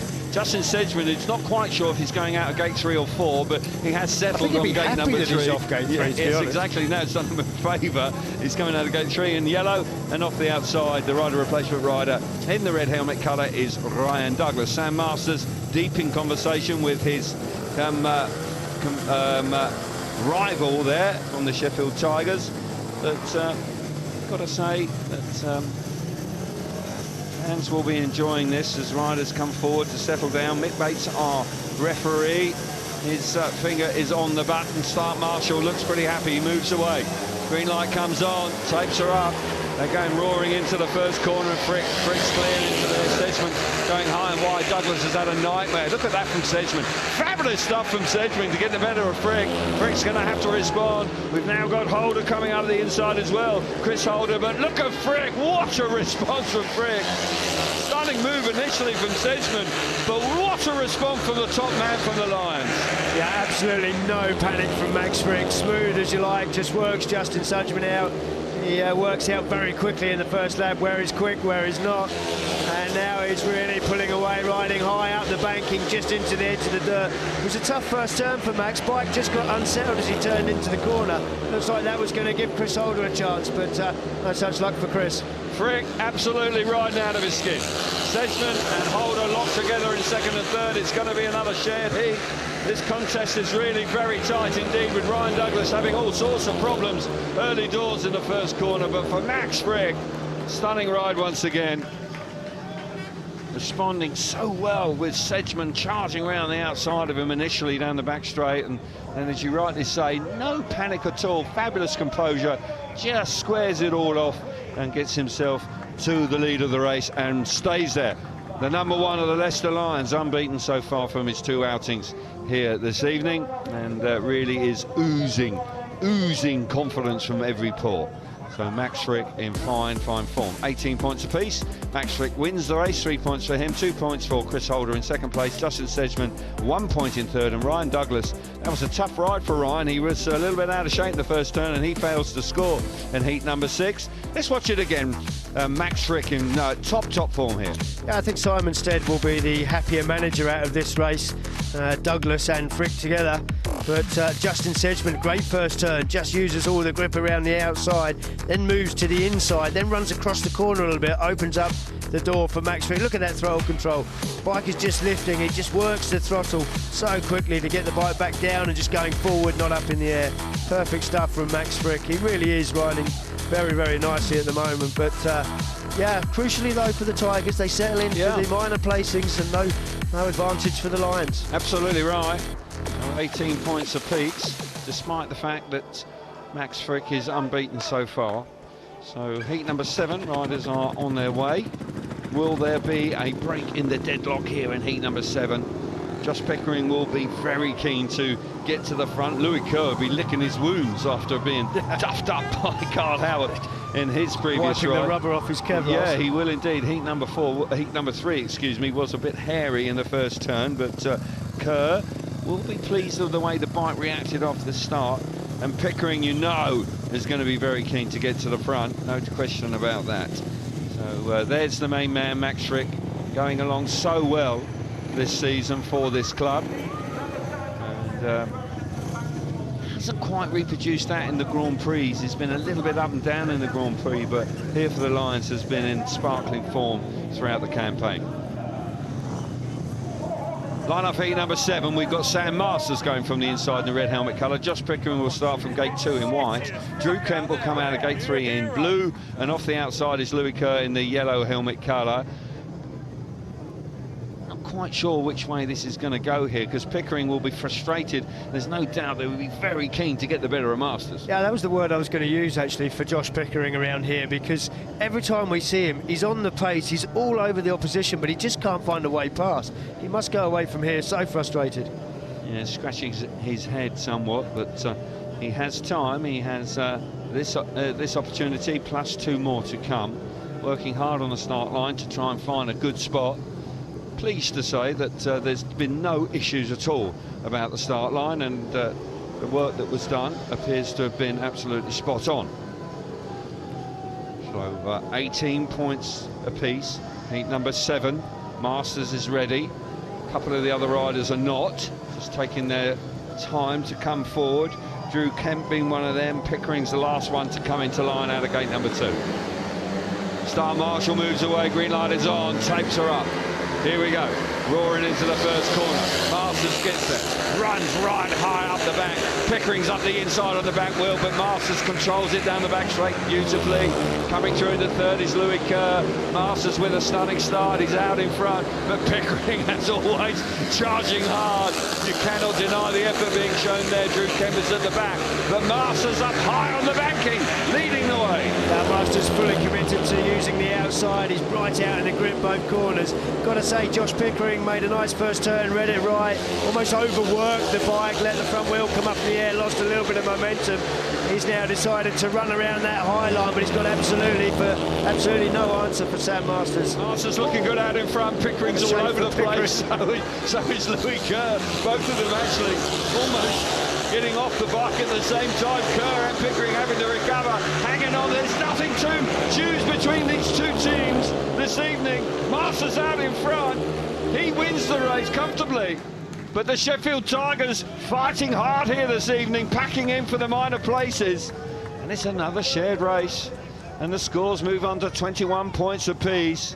And Masters doing the business, got a great start, elected to go wide in the first corner, leaving the door open for Pickering to come up the inside, but this time it worked out beautifully for him. Masters, a nice ride from him, 3 points out in front, 2 points for the hard-charging Pickering. Louis Kerr back in third place, 1 point for him, and Drew Kemp misses out in heat number 7, but Pickering and Kerr very nearly threw it all the way. Yeah, they did towards the end there. They both got quite out of shape down the bottom corner. The dirt line out there seems a little bit heavier than it is here on turns 1 and 2. But Sam Masters, beautiful start, brave move, runs right out there. There you can see Josh Pickering. Bike just lifts on and loses a little bit of momentum. Otherwise, I think he would have been able to run Sam Masters into that bottom corner. You can see Sam Masters there having to work hard to keep the front wheel down. And in the last turn there, you can see Josh Pickering turns again, leg back. And Louis Kerr almost got talked into that one, making the same mistake watching his teammate. Yeah, a little bit uncomfortable for both those two riders. OK, let's get down to Abby. It's a brilliant place being in the pit lane, especially here at Bowman Park, where it's so closely packed together. I've just seen Pico. He came in and was like, oh my goodness. Ryan Douglas behind the camera, they were all having a laugh. There is nothing between these two teams. After 7 heats, it's 21 apiece. The hashtag tonight is Lychee. Any questions for Scotty, use that hashtag, and we'll be back with the second half of this meeting after this.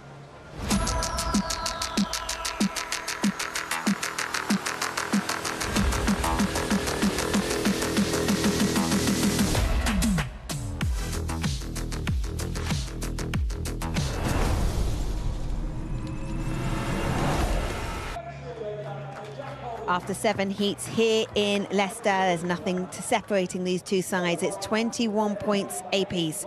Now, Sam Masters was very honest in his interview earlier, saying the conditions were slightly challenging and took him by surprise when he went out for his parade lap. How is he finding it now? He's with Scotty Nichols. Yeah, thanks, Abby. It's all level. It's a tight meeting. Abby was just saying there, she chatted to you kind of before the meeting. You said conditions are a little bit tricky and stuff like that. How are they settled down now? Yeah, the track is definitely different to the weeks before, especially the start line. You know, the rain, obviously you can't change the weather, but the track's riding pretty good. If you get out in front, it's a lot easier. And how much of a leveller do you think that is? Because obviously Sheffield, it's all square right now. Previous visits, you've been very dominant. Yeah, well, you start the meeting wondering if your normal setup's the right one, and maybe it wasn't to start with, but yeah, they're level, they're a good team, so we need to stay on the game. So we gave them a bit of a bashing here a few weeks ago, and I don't think they want to do that again, so it's going to be tough all the way to the end. Thanks, mate. Great race last time out. Keep it going. Before we crack on, it's over to Dave Rowe at Birmingham. Oxford 6 points in front at Perry Barr heading into the closing stages, but here's a good battle in Heat 11 featuring Matti Zegar and Matze Janowski of Birmingham trying to force their way back into the meeting, and Janowski, who have been unbeaten prior to this race, just losing out to Zegar as the race continued, and with the 4-2 situation with Zane Kennedy taking a useful third place over Zach Cook. Birmingham fighting on here to try and avoid another home defeat, but they will need some big rides to come, because certainly Janowski and Rowan Tungate and Charles Wright have all been been impressive in the meeting so far. The big difference, though, has been at reserve in terms of both Edwards and Killeen for the Spires. So Zagar taking 11 from Janowski, but in Heat 12, Jason Edwards here out in front of Jonas Jeppersen to win this one. Don't forget, he started the season with Birmingham. He's guesting tonight for Oxford. He's joined Ipswich for the next 28 days, and there he is winning Heat 12. 12 gone, Birmingham 34, Oxford 38. Dave, thank you. Well, here in Leicester, it is time for Heat 8, and Max Fricke, their maximum man, is going out on this. He's unbeaten in his first 2 rides. He's in stellar form. He's just riding high with confidence. Before we go, though, for Heat 8, just a reminder for all you cricket fans, it's the Tri-Series, and we've got 2 cracking T20 internationals for you tomorrow. First up is New Zealand versus South Africa in Zimbabwe, as their ongoing Tri-Series heads towards a thrilling conclusion. Then it's the second match in the 5-game series between West Indies and Australia, with the host looking to recover from their 3-0 whitewash in the Test format. That's all on TNT Sports 2 and Discovery Plus. Now, though, hopefully, seems to be a little moment of delay here in Leicester. Very dark clouds above, they are looming. Hopefully the racing will continue. It does. It is time for Heat 8. Back to Calvin, Chris. Thank you very much, Abby. Yes, rider replacement here with Max Fricke coming in, who's unbeaten in his first 2 rides. Midway point of the evening, clouds are looming overhead. We really do need to crack on with the action here tonight if we're going to get a result. Heat number 10 as a minimum we need to get a result. And Max Fricke, who's had 2 rides and 2 wins, will he make it 3 out of 3? I would say he is very much the favourite for Heat number 8. Yeah, you would suggest so. It's the only race, actually, that he can take a rider replacement ride. He is, of course, paired up with the number 2 position, so this is where traditionally they wouldn't be together, and it's nice when you've got an almost guaranteed race winner in Heat number 8. Absolutely. And he is up there doing his gardening. The lineup for Heat number 8.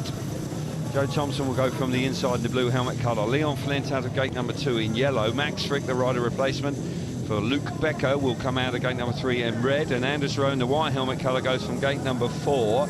Got to say that Max Fricke is going to be a very difficult man to beat here with his present form. There's no doubt that Simon Stead will be relatively pleased with his team's performance. They are hanging tough tonight. Yeah, they certainly are. The rider replacement position hasn't been particularly fruitful so far tonight. It has a grand total of 0 points.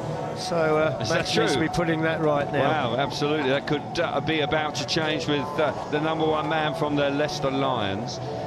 Got to say that Anders Rowe and Leon Flint will be very keen to pack into 2nd and 3rd. 3 all here for the Sheffield Tigers. Well, no damage done. They will be pleased with that. It's all about whether Joe Thompson can get amongst the points here in Heat number 8, I would suggest. Here we go then, racing about to resume. Clouds are lurking overhead. Here we go. Green lights on, tapes are up, and we're roaring towards the first corner. How about that? Max Fricke absolutely electrifying into the first turn.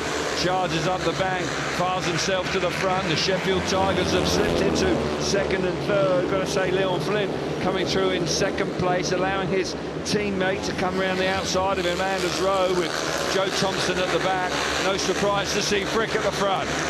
Yeah, Fricke out front, stretching the lead, really riding nicely in the dirt line. But got to say, it was a nice opening lap from Leon Flint. He had a good look coming around the first turn and off the first turn for Anders Rowe, then gave him plenty of room to get into turn number 3 around the outside of him. And I think really these guys were sent out to make sure that they got those 3 points in this heat. Have to agree with that. And that is very much on the cards here at the moment. Fricke in a class of his own. Rightly so, but the Tigers are doing a fine job here, hanging in there. And the score is going to be all square once again at the midway point. Fricke coming through nicely. He's had 3 out of 3, 9 points to his name, but a shared race, 3 points all, moving on to 24 points apiece at the midway point. And this meeting really could go either way tonight. Joe Thompson not in the points. It's going to be some big clashes later on, that's for sure. Fricke out in front, 3 points for him. Anders Rowe back in 2nd place, 2 points. Leon Flint riding smart in the first lap there, 1 point for him. And Joe Thompson misses out in Heat number 8. We will see it again, another masterclass from Max Fricke. Yeah, Max Fricke, as you say, masterclass, class of his own really in this race. Makes a decent start, but it's on the way to the corner. Bike just marches forward. Knows exactly where he's going, straight to the dirt line, high and wide, lots of grip. There you can see Leon Flint already looking to see where Anders Rowe is. And as he comes off the corner, it just leaves Anders plenty of room coming down the straight. Didn't close the gap, didn't make him get off the throttle. And that's exactly what they needed to do in that one. They did, and they kept it all square as the riders are released for heat number 9. Ryan Douglas has had a difficult evening so far. He's back out again here at heat number 9. His partner is Carl Howarth. Good looking lineup here, got to say, with 3 Australians and 1 British rider in Carl Howarth.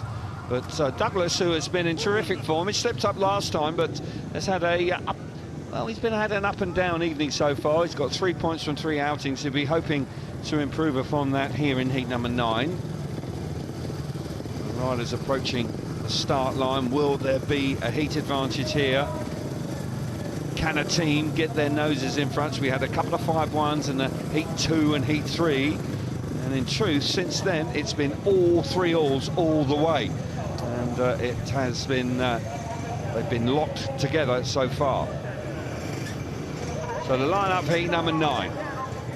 Carl Howarth is on the inside in the blue helmet colour. Right alongside him in gate number 2 in white is Chris Holder. Ryan Douglas will start from gate 3 this time in red.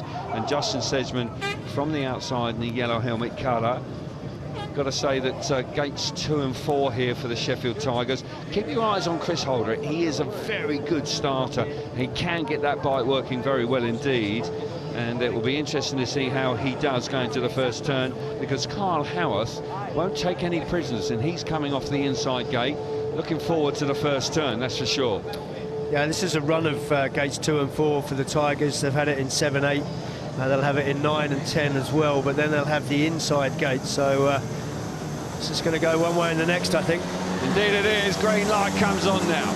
We've got the tapes up, and away we go to the first turn. It's a fabulous start from gate number 3 from Douglas. Douglas comes charging across. We've got Carl Howarth on the inside. Here comes Holder. Holder squeezes round the outside of Douglas, dives in, chops his nose off going into turns 3 and 4. Howarth and Chris Holder having a battle, but out in front, Douglas finally gets his nose in front. But Chris Holder's looking good, looking strong in second place.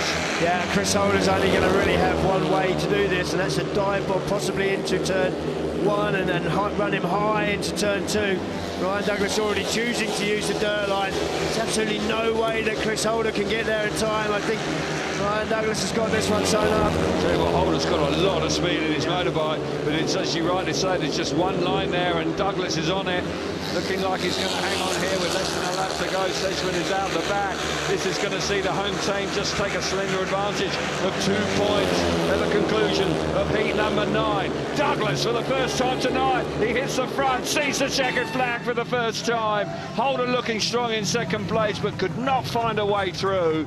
And a heat advantage with a handy 3rd place from Carl Howarth in heat 9, and the home team move on to 28 points to 26 to the Sheffield Tigers. A slender lead, and once again an exciting speedway race. Ryan Douglas wins for the first time this evening. 3 points for him, 2 points for Chris Holder in second place. Carl Howarth back in 3rd place, 1 point for him, and Sedgmen misses out in heat number 9. Douglas will be pleased with this. It was a terrific start. Gate 3 worked a treat for him. Yeah, a crucial point in the moment as the home side take the lead for the first time tonight, but it was a nice gate there from gate number 3 for Ryan Douglas. Carl Howarth, you can see he's looking over his shoulder. He's thinking, can I shut the gap here on Chris Holder? But he knows that Chris has got a good run around the outside. It's going to be dangerous if he shuts the door completely. And Chris Holder went after Ryan Douglas, but had no answer for him. The only thing he was going to be able to pull off was a possible block pass, particularly into turns 1 and 2, but he just never quite found the pace to do so. No, he tried awfully hard. His presence was there. Douglas would have been aware that he was lurking in second place, but Douglas held firm and came through well. So we have a rider replacement ride in heat number 10 for the home time, and it will be Sam Masters, the Australian, coming in to replace the American Luke Becker. Not sure if Becker will be back this year. He's in Poland doing lots of rehabilitation. He's certainly trying hard. He wants to ride again if he possibly can. I don't know if you know any news about that. He's actually booked in to have a practice mid-August here, so that's great news. Oh, that is indeed. So they'll be very pleased about that. Hopefully, as they, if they make the playoffs, they will have a full 1-7, and they're certainly looking likely to be in the playoffs in 2025. Masters will have 2 on the trot. He'll be out in heat 10 and then again in heat number 11. So the lineup for heat number 10, we'll see Sam Masters, the rider replacement rider, off the inside, right up against the inside as well. Blue helmet colour for him. Gate number 2 in yellow is Louis Kerr. Max Fricke, the unbeaten man, the maximum man so far in red. He comes out of gate number 3, and Josh Pickering off the outside in the white helmet colour. Pickering might just have got gate 4 at the wrong time here, because it's certainly, you can see how slick it is, the different colour and the shade of the shale on the way to the first turn. Whole load of dirt up against the fence, but it's shiny and slippery on the run to the first turn. Yeah, it's, we heard from Scott when he was explaining the start line that, you know, the dirt there out by the fence affords you a good jump. But once you get about half a metre past the start line, of course, you've got that slick patch to get across. And it doesn't take much to lose your momentum on these things. That's right, and you've got Max Fricke alongside you, who doesn't miss many starts these days. And gate number 3 worked a treat for Douglas in the previous race, so he'll be hoping he can produce something similar. Can the home team get on a bit of a momentum? They've got 2 points lead at this stage, 28 points to 26 with a 4-2 in heat number 9. Marshall just a little bit concerned about Pickering, who's taking every second to compose himself and to come forward. He elects to go fairly wide, but I don't think he's particularly happy where he is. Green light's on, tapes are up, and we're away into the first turn. Fricke and Masters round the inside. Fricke right round the outside. Brilliant first turn from Fricke. Can they do anything about Masters? No, not quite. Pickering tried to get down the outside, but the door was slammed firmly shut. But Pickering now into second place. Smashes stuff from Pickering. Shot back to the inside to get the better of Masters. Superstar. Yeah, as ever, Josh Pickering throwing absolutely everything at these 4 laps. Max Fricke there just looking a little unsteady as the bike grabs on him in the deep dirt, but he's still going very quickly out front, up using the banking. But it was a good opening lap from Josh Pickering, full determination as ever. It was indeed, but another heat advantage for the home team. They've got a 4-2 on the cards. Max Fricke, who is nigh on unbeatable around this track these days, is a country mile in front. Pickering, who has ridden superbly well to come through into second place. Fricke remains unbeaten. He's there, Pickering hanging on in second place. But it's a 4-2 once again, 2 consecutive 4-2s for the Leicester Lions, and their lead increases to 4 points. And just for a moment, it does appear the home team have got a little bit of momentum with the heat advantages in heats 9 and 10. And the result of heat number 10 is Fricke. He wins for the 4th time this evening. 3 points for him, 2 points for Josh Pickering in second place. Sam Masters back in third, 1 point for him, and Louis Kerr misses out in heat number 10. Home team will be feeling a touch happier now, and this is why. Yeah, it's no coincidence, I don't think, that the Luke Becker rides now have scored some points, that they're actually getting heat advantages. And with Sam Masters coming into this one, it looked like a really strong lineup for the Lions, but there you can see Josh Pickering goes into turn 3 really deep, much wider than Sam Masters in front of him, gets his wheels in line early, then finds a little bit of extra grip right down low, which nobody really has been riding on, and just gets up the inside of Sam. And gave chase, but of course Max Fricke looking great and riding great tonight. Superb riding for Max Fricke, 4 rides, 4 wins. Well, we're going to get down to Abbey for some more reaction. Meant to take his helmet. All action rider, always entertaining. Pico, what's it like out there? Oh, it's tricky. It's when we got here, we were on our way here. Obviously, we were just absolutely flogging it down with rain and unsure if we were even going to get on, you know. And then it was a bit of a mess at the start early on and delayed things a little bit. But look, I am finding it pretty difficult out there, to be honest. But I had coming off gate 1 of my first one, it made things a little bit difficult because it was quite wet. And then I had gate 2, which was okay, but Sam made a better one on me. And then I come off gate 4 with, you know, two world-class riders on the inside here. It's not an easy task, but thought we're going the right way for Heat 12, but yeah, it is hard. Fricke, you're so committed though. Yeah, always. Got to keep trying. Thank you, mate. Okay, we're going to take another short break. That hashtag tonight, I'm seeing your questions come in. There's some good ones. Keep them coming. It's Lychee, and we'll be back with Heat 11 after this.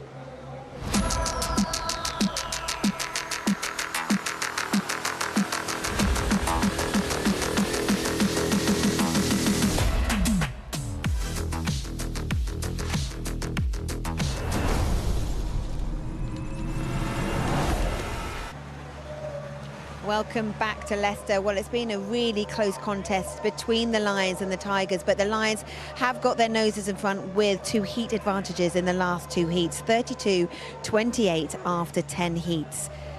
Let's head to Perry Barr and get the latest from Dave Rowe. It's Birmingham versus Oxford.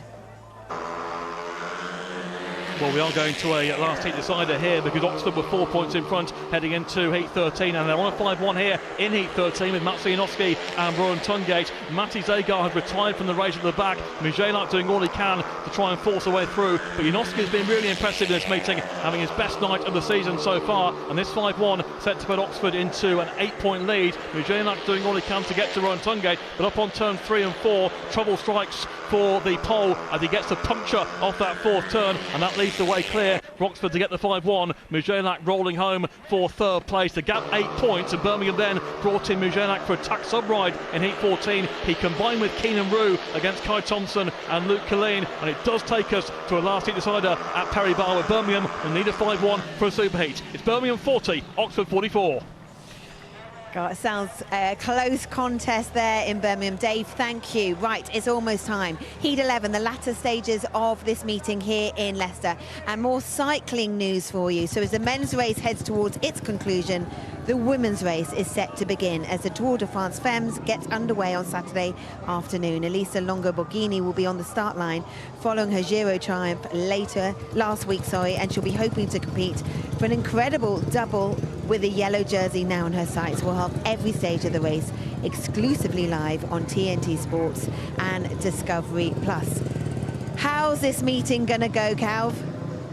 Well, I think it's going to go right down to the wire, I suggest, because there's no doubt that there's plenty of firepower left in the Sheffield Tigers, but the home team will be just a little happier about things at this stage. It's been close, but Stuart Dixon won't be satisfied yet, will he?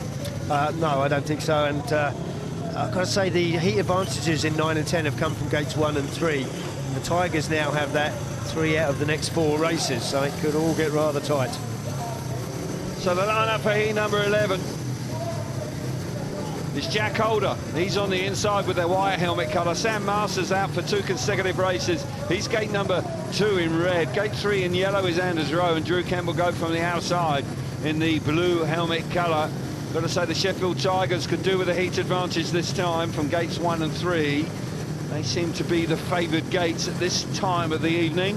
Gate 4, much more difficult to make a start from gate 4 now than it was earlier on. Racing line goes right across gate number 4. Slick on their way to the first corner, and all the grip is out there, and they get blocked in the first turn. Now, Drew Kemp has wisely chosen the inside of gate 4, which I think is definitely the better place to be right now. Let's see how it works out for him, Drew Kemp. He's got Anders Rowe right alongside him. So the green light is on, the tapes are up, and we're away. Gate number 2 working a treat for Masters. Masters runs straight to the dirt, chopping back to the inside. Oh, it's tight down the back straight. Masters hangs on. And I say that was very close indeed. Jack Holder now being relegated to 3rd place. Can he really get in the thick of the action? Anders Rowe is on the outside looking a little uncomfortable. Jack Holder, I sense, wants to give real chase after Masters. Now he does. He gets through into 2nd place. Masters going to have company soon, Chris. Yeah, Jack Holder's throwing absolutely everything at it. He actually went into turns 3 and 4 quite hard there, then just lost a little bit of traction mid-corner, turned the bike quite hard, but doesn't seem to have a real answer for Masters. Masters now coming down the banking. He's gone a little bit defensive, but I'm sure Simon Stead would have been looking for a heat advantage here. Looks like it's going to remain a shared race. Holder with one last chance around this bottom corner. Turns 3 and 4. Not quite going to work out. Masters has done a good job for the home team there, keeping it at a shared heat. So the 4-point lead is retained. So still very close indeed.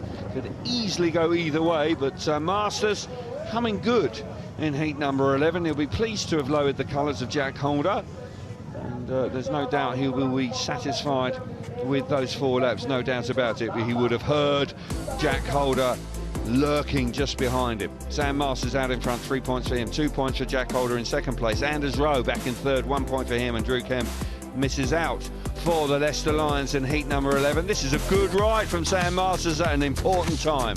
Yeah, absolutely important for him to win this race, and he makes a really good start there from gate 2. He goes up the banking quite bravely. He'd already seen Jack Holder make a move up the inside around those first 2 turns, wasn't able to do it this time. Anders Rowe's been solid tonight. He scored 5 and a bonus point from his 4 rides, so that's been a really good contribution from the number 2 man there. But Sam Masters, important 3 points for him. Yep, good ride from Sam Masters once again. Terrific stuff from him. That was his 4th ride of the evening. Riders are ready for heat number 12, and a couple of them already on their way, or at least one of them on their way. We heard from Josh Pickering just momentarily, having a chat with Abby, and he's out. Did mention heat number 12. He says it's tough out there. He's finding it tough, but got to say, even though it's tough for him, he keeps charging on. He just finds himself constantly chasing someone's back wheel, doesn't he, around here? He just can't seem to make a start. Yeah, the way the starts have fallen for him, I do have a little bit of sympathy. He hasn't quite had them at the right time. Will he be in the right place at the right time here in heat number 12? Time will tell. So riders have 3 of them at least. 75% of the riders are up at tapes. Here comes the rider with the blue helmet colour. Maths is getting better, Kelvin. Thank you very much indeed. I very much appreciate that. You're welcome. Okay. All very pleasant in the commentary box tonight. Heat number 12, Justin Sedgmen's off the inside in the yellow helmet colour. Ryan Douglas out of gate number 2 in red. Gate 3 in white, Josh Pickering. Will that be the first time we see him hit the front? And Joe Thompson in blue helmet colour will go from gate number 4. I sense Josh Pickering has got every chance of hitting the first turn here and into the dirt and firing himself to the front down the back straight. Yeah, very possibly gate 3, I think, the place to be. He's got to hope that Justin Sedgmen can do something off gate 1. Justin is a good starter. He's got so much experience and he can make lightning fast starts. 10 Snyder Speedway, that's for sure. Still could go either way. Stuart Dixon, who has had a terrific run with this team, got them to the final last year, wants to do that at the very least in 2025. He'd dearly love to win the Premiership, of course he would. And they've been a fine run of form of late, but the Sheffield Tigers are a good outfit, and they've turned up tonight and they've really shown a great turn of speed. Difficult conditions, or changeable conditions, I would suggest, because of the rain earlier on today. Heat number 12, here we go. How's it going to pan out? What a start from gate number 2. Ryan Douglas perfect, but Pickering squares it off beautifully, slams the door shut down the back straight. Pickering is ever working overtime, gets himself to the front for the first time this evening. Back in third place is Sedgmen, and Douglas trying to come back up the inside. But Pickering really working hard in front. Sedgmen's there as well. The Tigers fighting back here. Absolutely, Pickering's going to need eyes in the back of his head, because Ryan Douglas is going to fight this for the entire 4 laps. Just see he's having a quick look behind, see where he is. I'll tell you what though, Justin Sedgmen isn't giving Ryan Douglas an easy ride. He's creeping around the inside there. Douglas always having the momentum, but he's going to have to watch out for Sedgmen. Indeed he is. He's going to have to be very cautious about that. Into the final lap of heat number 12. Pickering with a super move, had a sneaky look over his left shoulder. He's got a bit of breathing space as he goes round the bottom corner for the last time in heat number 12. And the Tigers, they're battling back here. They reduce the deficit to 2 points. And this meeting with 3 races to go is wide open. And we are enjoying a terrific night of Premiership Speedway here in Leicester this evening. The weather could have spoilt it, but it didn't. The sun came out and saved us, and we are enjoying some spectacular action. And heat 12 was no different.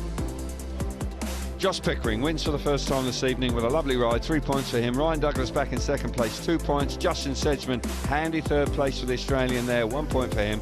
Joe Thompson misses out in heat number 12. Well, Josh Pickering didn't quite make the start, but he makes a lovely move in the first corner. Yeah, certainly does. It's not the first time we've seen him attempt that move tonight. Pulls it off this time as Ryan Douglas makes the better start, goes high and wide up to the banking, uses the dirt line, but Josh Pickering makes no mistake this time around and shuts the door down the straight on Ryan Douglas. But important point also picked up there from Justin Sedgmen, reduces that deficit to just 2 points. Heat 13 is going to be massive now. The home side have got gates 1 and 3. It's a world-class lineup. Indeed it is. Superb racing here so far this evening. I do believe that Simon Stead is with Abby. Yeah, Steady, you've been looking at the scorecard, just 2 points in. It's a big Heat 13. I'm thinking it looks a lot better than the last couple of times we've been here, Abby. So, yeah, look, they're all big heats now coming to the crunch part of the meeting. So, we're riding good. I think Louis has been unlucky. You know, he's been making a couple of starts, got roughed up a little bit. Everybody's putting a shift in. So if we can keep doing that, a chance of seeing it out. And no one more than Pico. You've got to love him. And again, the Heat win there, so deserved, because he just gives it his absolute all every single time he goes out. Yeah, we know what we're going to get from Pico, all action. Look, he's been working really hard in the pits. It's not quite found a setup, but we made a change before that one, and looks like he's found a sweet spot. Steady, the gates could be important next time out, and it's the home team that got 1 of 3. I think we put a lot of emphasis on that the last couple of times we've been here, and it hasn't really mattered. I think we've just got to make smarter first corners. A lot more about going into turn 3 than getting into turn 1, so we'll see what happens. We'll see what happens. Let's see what happens with your commentators, Chris and Cal. Yeah, thank you very much indeed. We haven't got too much longer to wait, and what a lineup it is. Max Fricke, Sam Martin, Jack Holder and Chris Holder. Crikey, it really is an Australian shootout here in heat number 13, but there's no doubt that the home team off gates 1 and 3, possibly just in the right place at the right time, and Max Fricke, who is unbeaten from his 4 outings, can he remain so? They'll be hoping so, but that man on the outside, Holder, can he produce something very special from gate number 4? He's going to have to, because it is difficult from the outside gate as the meeting has continued. Totally different surface, slick on the inside of gate 4, and then huge amounts of dirt that's packed up against the side of the fence. Not sure where I'd choose to start from there. No, it's difficult from the outside gate. Max Fricke's got an interesting choice to make. He's got to hope that Sam Masters can make a good start from gate 3 and make his choice easy, let him run around the outside, because if Sam's not there, then Max has got to think about where he rides in the first turn. Decisions. Heat number 13, what a lineup it is. Max Fricke goes from the inside in the red helmet colour. Jack Holder, gate number 2 in white. Sam Masters with a lovely ride last time out. He comes out of gate 3 in blue. And Chris Holder will go from gate number 4 in the yellow helmet colour. You're absolutely right. Max Fricke, if he makes a start, I just sense he's going to elect to go straight up the banking and hit the dirt, and the cars will fall when they fall as they roar down the back straight, but there's going to be a huge door left open as a consequence. Yeah, and of course if Sam is there, he can't afford to do that. If he does that, then you've got every chance of the Holder brothers both appearing on your left-hand side as you get down the straight towards turn 3. So a lot of looking and thinking to do on the way to this first turn. Big race, 2 points in it. Can the Tigers grab something out of heat number 13? Or will the Lions really grab an advantage in the latter stages? Here we go. Got to say that the Lions have made fabulous starts. Fricke a little untidy. Can they do anything about him? Up the inside comes Holder. Brilliant move from Jack Holder. Surges into second place. Now Fricke having to respond. Oh, that's sensational stuff from Fricke. Fricke now back up the inside. Masters out the front. Huge right one. Here comes Holder again. Sensational speedway. Here we go again into turn number 3. Yeah, Sam Masters really on the edge of the dirt. Oh, I tell you what, that got very close. And now Max Fricke elects to cut his nose off. That's the nose off of Jack Holder, back down to the inside, now using the dirt line. These guys have just got to concentrate on their own race, go as quick as they can, because Max is looking a little uncomfortable out there. He is indeed. Sam Masters needs to allow him by. Jack Holder has thrown everything at the Lions, particularly at Max Fricke. Didn't have a very comfortable ride there for a couple of laps. Now we're into the last corner on the last lap of heat number 13, and it goes the way of the Lions.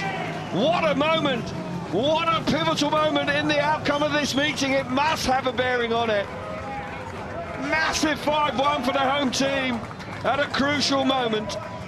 And that man, crikey, did he have to work hard. Jack Holder really gave him a working over in the first 2 laps. But Max Fricke stood firm. Sam Masters missed all the fireworks. Crowd on their feet, and rightly so. Home team fighting for their lives. And with 2 races to go, they are in touching distance of picking up a valuable win. Max Fricke wins the race. What a ride from him. 3 points out in front, 2 points from Sam Masters, who played his part. Jack Holder, well, he really warranted more than just 1 point in third, and Chris Holder, his brother, misses out. That was a terrific ride. Race of the night. Yeah, terrific ride. And Sam Masters did make the decision easy for Max Fricke in the first turn as he makes the start here from gate number 3. Max didn't have to really think about that one too much, but Jack Holder up the inside now makes life difficult for Max Fricke. Max there has to go in on the dirt line, has to adjust his body weight forward on the bike, gets his wheels in line early, now dives up the inside of Sam Masters. But I've got to say, for the next couple of laps with Max on the outside, it was really uncomfortable for him. There wasn't a lot of space. Jack Holder keeps roaring up the inside, pushing him into the dirt. Gets oh so close. It really wasn't until the last lap when Sam Masters realised how difficult it was for Max that he made life easy for him. But the important thing is a 5-point maximum score for the home side. Indeed. Huge moment in the context of the meeting. There is going to be a change in heat number 14. Simon Stegg is making his move. It's going to take Leon Flint out, and Josh Pickering will come in as a tactical substitute in heat number 14. Sheffield throwing everything at it with 2 races to go. 3 points for the home team, and they will seal the win. Anything less than that will go down to a last heat decider here tonight. Really has been a fabulous night of speedway. We had a 25-minute delay with remedial work done on the start line, which was necessary. But once we got underway, the action has just improved and longer the night has gone on. Good move by Simon Stegg, Chris. Yep, right move, absolutely. I mean, that 6-point gap has opened up just in time for him to bring in Pickering, and he is a man that you know is going to throw absolutely all he's got for the entire 4 laps of this. So home side, they just need 3 points to secure the victory. And Kyle Howarth and Drew Kemp got gates 2 and 4. I've got a feeling that the advantage here in this race is possibly with the Tigers. So Kyle Howarth, who's had an action-packed night as always. Hit number 14. What a moment. Louis Kerr's on the inside in the white helmet colour. Drew Kemp will start from gate number 2 in blue. Gate 3 is the tactical substitute rider in the yellow helmet colour. That's the Australian and the captain of the Tigers, Josh Pickering. And off the outside is Kyle Howarth in the red helmet colour. Now, Tigers need a heat advantage here, minimum of 4-2. And we'll go to a last heat decider. 3 points for the home team, and they'll win the evening. The neutrals, of course, we want a last heat decider. Absolutely. We want to see it going down to the last 4 laps of the night. It warrants it this evening. It's been a terrific night of speedway. And, it's tense times as we come to the last 2 races. It's a tough one, this, for Louis Kerr, because we heard Simon Stegg saying how he's not been off the pace, he's not been riding badly. He's got just the 1 point. This could be a really big ride for him. Can it come good when he really needs it? He's got the inside gate, Kerr, who has been there, but hasn't had any luck in the first corner. He's been duffed up a couple of times. And it was Kyle Howarth who races again now, and Howarth is on the outside gate here in heat number 14. What a racing prospect, and we're racing now. They charge in the first corner. Pickering's there. Kerr's on the inside. Here comes Howarth off the banking. Down the back straight. Howarth and Pickering very tight. What a move from Kyle Howarth. He roars into the bottom corner. Chopping back to the inside is Pickering.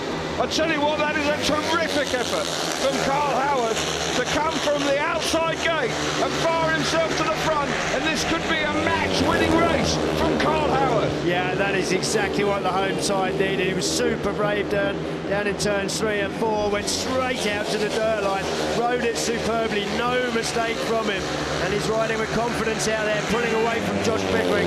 Thought Josh had done enough with Louis Kerr in third place, but Howarth had plenty to say about that. Indeed he did. This typifies the type of rider that Howarth is. Just like Pickering, he's 100% man, and he is ridden out of his skin here in heat number 14. Round the final corner for the last time in heat number 14, and Howarth is the hero for the home team. He wins the night for the Lions, and he does it in some style as well. Terrific move and bravery shown from Howarth to get the better of Pickering, who was the tactical substitute. Coming into heat number 14, we're denied a last heat decider, but nonetheless, the spectacular ride from Carl Howarth to get the better of the opposition in heat number 14. And the rider that rode for Sheffield Tigers for 6 years has come here, and he's beaten his former team and got the better of them with a lovely ride in heat number 14. Carl Howarth, lovely ride from him, 3 points. He wins the race. Second place for Josh Pickering, 2 points for him. Third is Louis Kerr, 1 point for him, and Drew Kemp misses out in heat number 14. Well, the Lions will be a touch relieved here. They win in heat number 14, 45 points to 39. And we'll watch it once again. Terrific stuff. Yeah, it's great stuff. Kyle Howarth rounds his night out with his second race win of the night. And he roars between the Sheffield Tigers there, up the inside of Josh Pickering. Keeps it wide open coming into that turn. Backs it into the dirt. It's never easy to do that. The bike can react quite violently sometimes, but he keeps it under control absolutely beautifully. Again, out to the berm, rides with confidence, and steams away for 3 very important points to take the match for the home side. Smashing ride for Carl Howarth. He's the hero of the evening. And absolutely delighted with it. Oh, and he's running away. No, come back, Carl. What a race win over your former team as well to take the meeting win this evening. Yeah, it was... You know, Pickle was talking to me on the start line, to be honest. I can't remember what he said, but he was trying to put me off, and it just kind of riled me up a bit more. I was like, all right, because I was looking at his start, and he had a better start than me, and I was off gate 4, and I was like, So, no, I used the track craft, and great ride, and look, it's just nice to keep the momentum going and get the win. Pico chose the wrong man to rile. Yeah, you know what I'm like, so just watching the replay, and I thought I'd seen that, and then I seen him go wide, and I thought, right, I'm cutting back and getting my wheels in line, and then that was that. But I'm not going to lie, I come into this corner so fast, and there was a lot of material there, so I was kind of hold on. It's a brave move, Carl.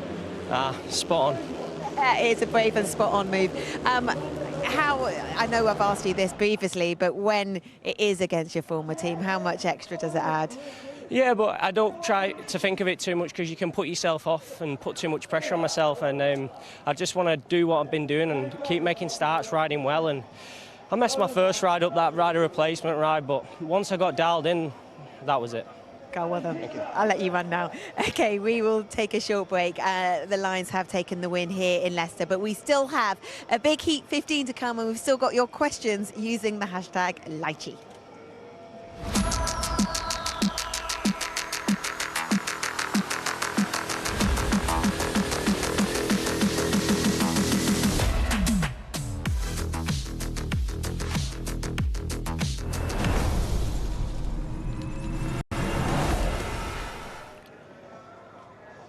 It was all square up to Heat 8, and then the Leicester Lions have just roared around their home track, and after 14 heats, it is 45-39. We still got the big Heat 15 to come, though, so Scotty is with the team managers. Thanks, Abby. It is manager's choice for Heat 15. I'll come to Stuart Dixon first, as you have gate choice. Stuart, there's nothing in it up until kind of halfway through. Obviously, you showed your class towards the end, but do you think it's fair to say conditions possibly took away some of your home track advantage? Maybe slightly with the start getting problems, but I think that's been disrespectful to Sheffield. I think they came and showed, the last 2 visits never showed the team they were. I expected a much tougher meeting tonight. I did mention that in the media leading up to it. I think we got the tougher meeting, but as you say, we got a form second half of the meeting. We were under pressure, there was no doubt about it. There was some serious team talks going on between myself and the riders, but we managed to get over the line with a race to go, which is pleasing. We'll put Max Fricke in red off at gate 1 here, Sam Masters in blue gate 3, and try and get another heat advantage, as I'm mindful, you need a decent lead not going to get as much as a lead as I would like, but at the end of the day, it was all about winning the meeting. Running about heat 10, 11, I thought to myself, let's just get a win, and we have done, yeah. Exactly, so you must be happy with the way the boys have responded. I have. I've done indifferent scores for a few of the riders tonight, and you know, in Sheffield they've obviously raced a lot better than what they've done previous times, but we still got the points on the board, and for me that's the most important thing. We could have lost tonight just as easily if we'd have let the track conditions affect us. I think the track rode really well. We just had a problem with the starts. We were very, very strong normally at home. Thank you, Stuart.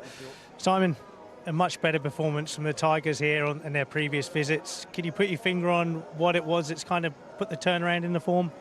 Not really. I just think a stronger team performance. We've had one or two riders missing when we've been here before, and I just think when you look down the score chart, it's been a much more solid team display, and I think that's probably why we're at least going to get to 40. But look, there's things that we're working on, Scotty. It's I don't feel like we're quite the finished article yet. We're not quite all clicking at the same time. I think there's more to come from this group.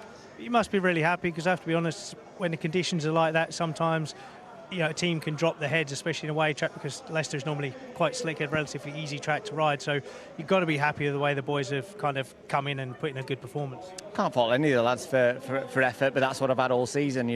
Injuries have hit us, obviously, and we've been suffering a bit in that respect, needing to use RR and the like. It's not easy when you haven't got your 7 riders all kicking out at the same time. So I think the home display last week and a better performance on the road this week is a step in the right direction. Great, thank you. Can you just give us your riders and gate positions for heat 15, please? Yeah, we're going to go Chris Holder off gate 2 in white and Jack Holder off gate 4 in yellow. Great, thank you. Well, best luck to both of you. Before we get on with heat 15 here, go over to Dave Rowe for a quick update at Birmingham.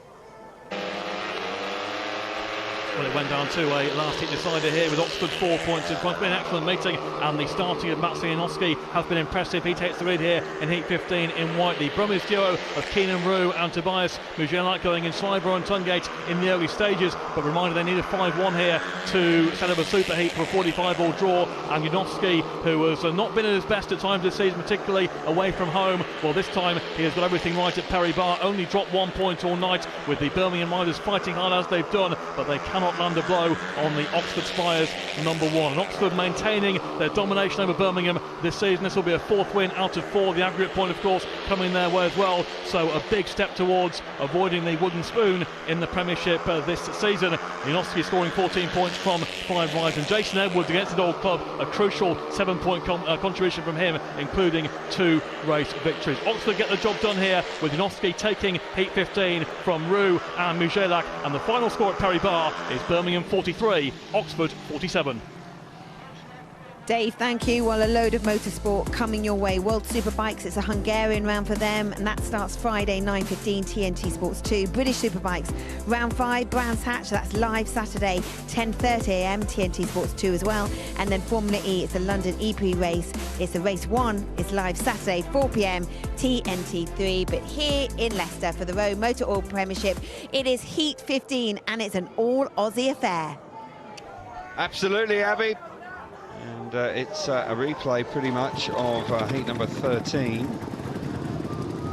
What way will it go this time? It was a 5-1 to the home team in heat number 13. They clinched the victory with a stunning ride in heat number 14. He is the hero of the evening, but you've got to say that Max Fricke once again has been leading from the front beautifully tonight. Bright ridden absolutely out of his skin. Yeah, he's been sublime. He's made good starts when he hasn't. Yeah. No panic. He's managed to deal with the opposition in the first lap. The most uncomfortable he's looked was riding with his teammate, I think, in E13. It was a bit untidy at times, because Jack Holder was really coming at him very hard indeed. Can that man, Jack Holder, get the better of Fricke this time, or will Fricke go through the card? And he's had 5 rides this evening, and he's won all 5. He really has been in sparkling form.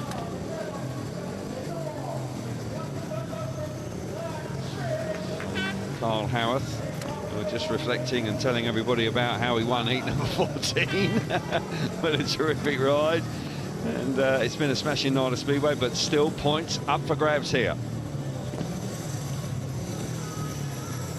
Heat number 15, last race of the evening. Max Fricke goes from the inside in the red helmet colour. Gate number 2 in white is Chris Holder. Sam Masters out of gate number 3 in blue. And Jack Holder will go from the outside in the yellow helmet colour. And once again, this is pretty much, it is exactly the same lineup that we had in heat number 13, just that Jack Holder will go from the outside this time, not his brother. Yeah, and still a vital race. Of course, this is the first leg in terms of the bonus point. Yeah. So, you know, 6 points the difference. Would love to turn that into double figures, wouldn't they? They would indeed, and that's what Stuart Dixons was getting his point across to Scotty Nichols when he was chatting to the two team managers. 4 laps to go tonight. Can the Tigers reduce the deficit and keep it very close indeed? Or will the Leicester Lions capitalise on their victory here tonight? The tapes are up, and we roar into the first corner. Masters makes a lovely start. Fricke's in trouble, all sorts of trouble. It was almost over the handlebars. I think he hit the curve on the way into the first turn. Very uncomfortable moment for the #1 rider for the Leicester Lions, but Masters is out in front. It's looking good. Certainly Jack Holder's coming at him hard in second place. Yeah, Jack Holder's throwing absolutely everything at it. Also aware of the bonus point situation, but Max Fricke really untidy in the first turn. Here comes Holder now on the outside. He's going to have the run, isn't he? No. Got a feeling that Masters going to run up the bank and cut back now from Jack Holder. Got to get there this time. Front wheel in the air. It's going to be tight as they come into turn 3. Jack Holder's ridden beautifully there to get the better of Masters. Masters coming back at him into the last lap. What a grandstand finish we've got here in heat number 15. Holder on the inside, one more time down the back as well. Masters is there. Got to say it's a battle at the back as well. The business in heat number 15. What a ride from gate number 4. Might have been Fricke on the line, I'm not sure. Fricke was awfully close to coming through and getting the better of Chris Holder. We'll watch that again. But there's no doubt the racing out in front was extraordinary between those two boys. And Jack Holder really turned on the style. And has won a 15. What a conclusion to a terrific night of Speedway. Not quite sure which way it went for third place. Holder's won it. Holder's Fricke won up it. the inside Fricke had the momentum. Yeah, it's Fricke, I think. Wow, what a recovery for Max Fricke. Let's just watch it again. Fricke's on the inside of Chris Holder. Yeah, he's done him, hasn't he? I think it's Fricke, yeah. Just about done him, and that it's quite some effort when you consider it's a long way back, and he was here. It was almost like he hit the inside of the track and was over the handlebars. Holder, what a ride. 3 points for him in front. That's Jack Holder. Sam Masters involved with a terrific scrap. Second place for him. Max Fricke incredibly coming through into third place, and Chris Holder misses out in heat number 15. A shared race, so 48 points to 42. What a night of Speedway, and what a way to finish it here in heat 15. Yeah, entertaining last heat there. That's not the first time I've seen that happen tonight with Max Fricke. He obviously likes to get the front wheel right over the curb, and there was a load of wet, sloppy dirt down there. Just caught him out. Front wheel grab nearly sent him over the handlebars. But at the moment, Sam Masters looking good out front, but into the first turn there on the second lap, and he's really trying to weigh Sam Masters up. Just waits for his moment to go to the outside, runs right around the dirt. Sam Masters working hard now to keep on the inside, keep his nose in front, runs up the banking. Jack Holder for the second time tonight makes a great move up the inside. But these two really going at it, and while we're watching this, of course, Max Fricke has made all that ground up. Truly remarkable conclusion. The better of Chris Holder on the charge of the corner. Superb Speedway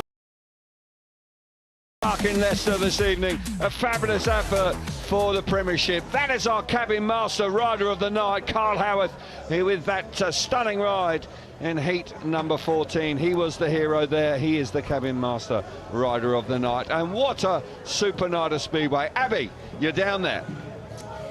Yeah, it's been a brilliant night of Speedway. Nearly all 14 riders just watching that Heat 15 back on the TV monitor that we've got down here in the pits. An extraordinary heat. Leicester do take the win, but Sheffield have kept it close. Remember, there is a bonus point up for grabs. Really exciting stuff. This is your last reminder for that hashtag, which is Lychee. I have been making a note of all your questions, so when we come back, I'll be asking Scotty them, and we'll have a couple.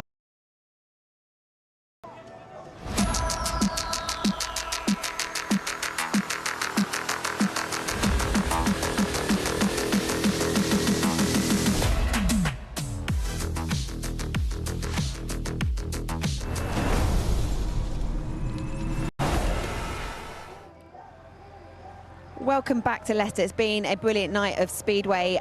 The weather played its part earlier today. It was a massive deluge. It caused some challenges to the start line, but when the racing got underway, it was a great meeting. 48-42, Lions take it, but the Heat 15, and we'll talk about that in just a moment's time. This is how the standings look then after tonight's meeting. Bellevue at the top of the table, Ipswich second, Sheffield third. They've still got a couple of meetings in hand, and Leicester Lions fourth with 24 points. It's so close between these top four. You feel that any of those could win come the end of the regular season before we go into the playoffs. Okay, before I have a word with Jack Holder, let's hear from Carl Howarth. He's with Scotty. Thanks, Abba, and with Carl Howarth, who is our much-deserved cabin master rider of the night. Phil Morris, CEO of British Speedway, will hand you your bottle of bubbly and your award, Kyle. Kyle, mate, a fully deserved rider of the night. You kind of always ride with so much passion. You put it all in, and it must have been nice to secure the win for the team in Heat 14. Yeah, there's always, you know, that Heat 14, obviously Stuart's like, you know, we don't want a last heat decider or anything, so no pressure. Win. No pressure, but I've had it a few times this year, but they're the ones you need to step up to, and it's nice to be able to step up to them and do that, so, and you know, and secure the win. Obviously we do it as a team, but always added a little bit of pressure, and especially off gate 4 when the track was tricky tonight with the starts, and 4 was quite slick at the end, and I had to use the track craft to make I seen Pickle make a really good start, but he kind of went straight, and I thought, well, I have to cut back, and got my wheels in line, and it worked. You do, and when you said there you have to cut back, and obviously it's an instinctive thing, but kind of how early can you make that prediction? You said you saw what Pico was doing, so you kind of already anticipate the move before you get there. Yeah, as you know, it kind of just happens in seconds, done it in your head. Like I made a little bit of a jump, but I seen Pico made a really good jump, and as soon as I made it, he made a good jump. That was my time when I was cutting back. I seen where he was going, and you seen later on there was a few riders going a bit too wide on 1 and 2 and leaving the door open, and the riders were coming underneath, so that's what I did and set my wheels up and got my wheels in line going into 3 and 4.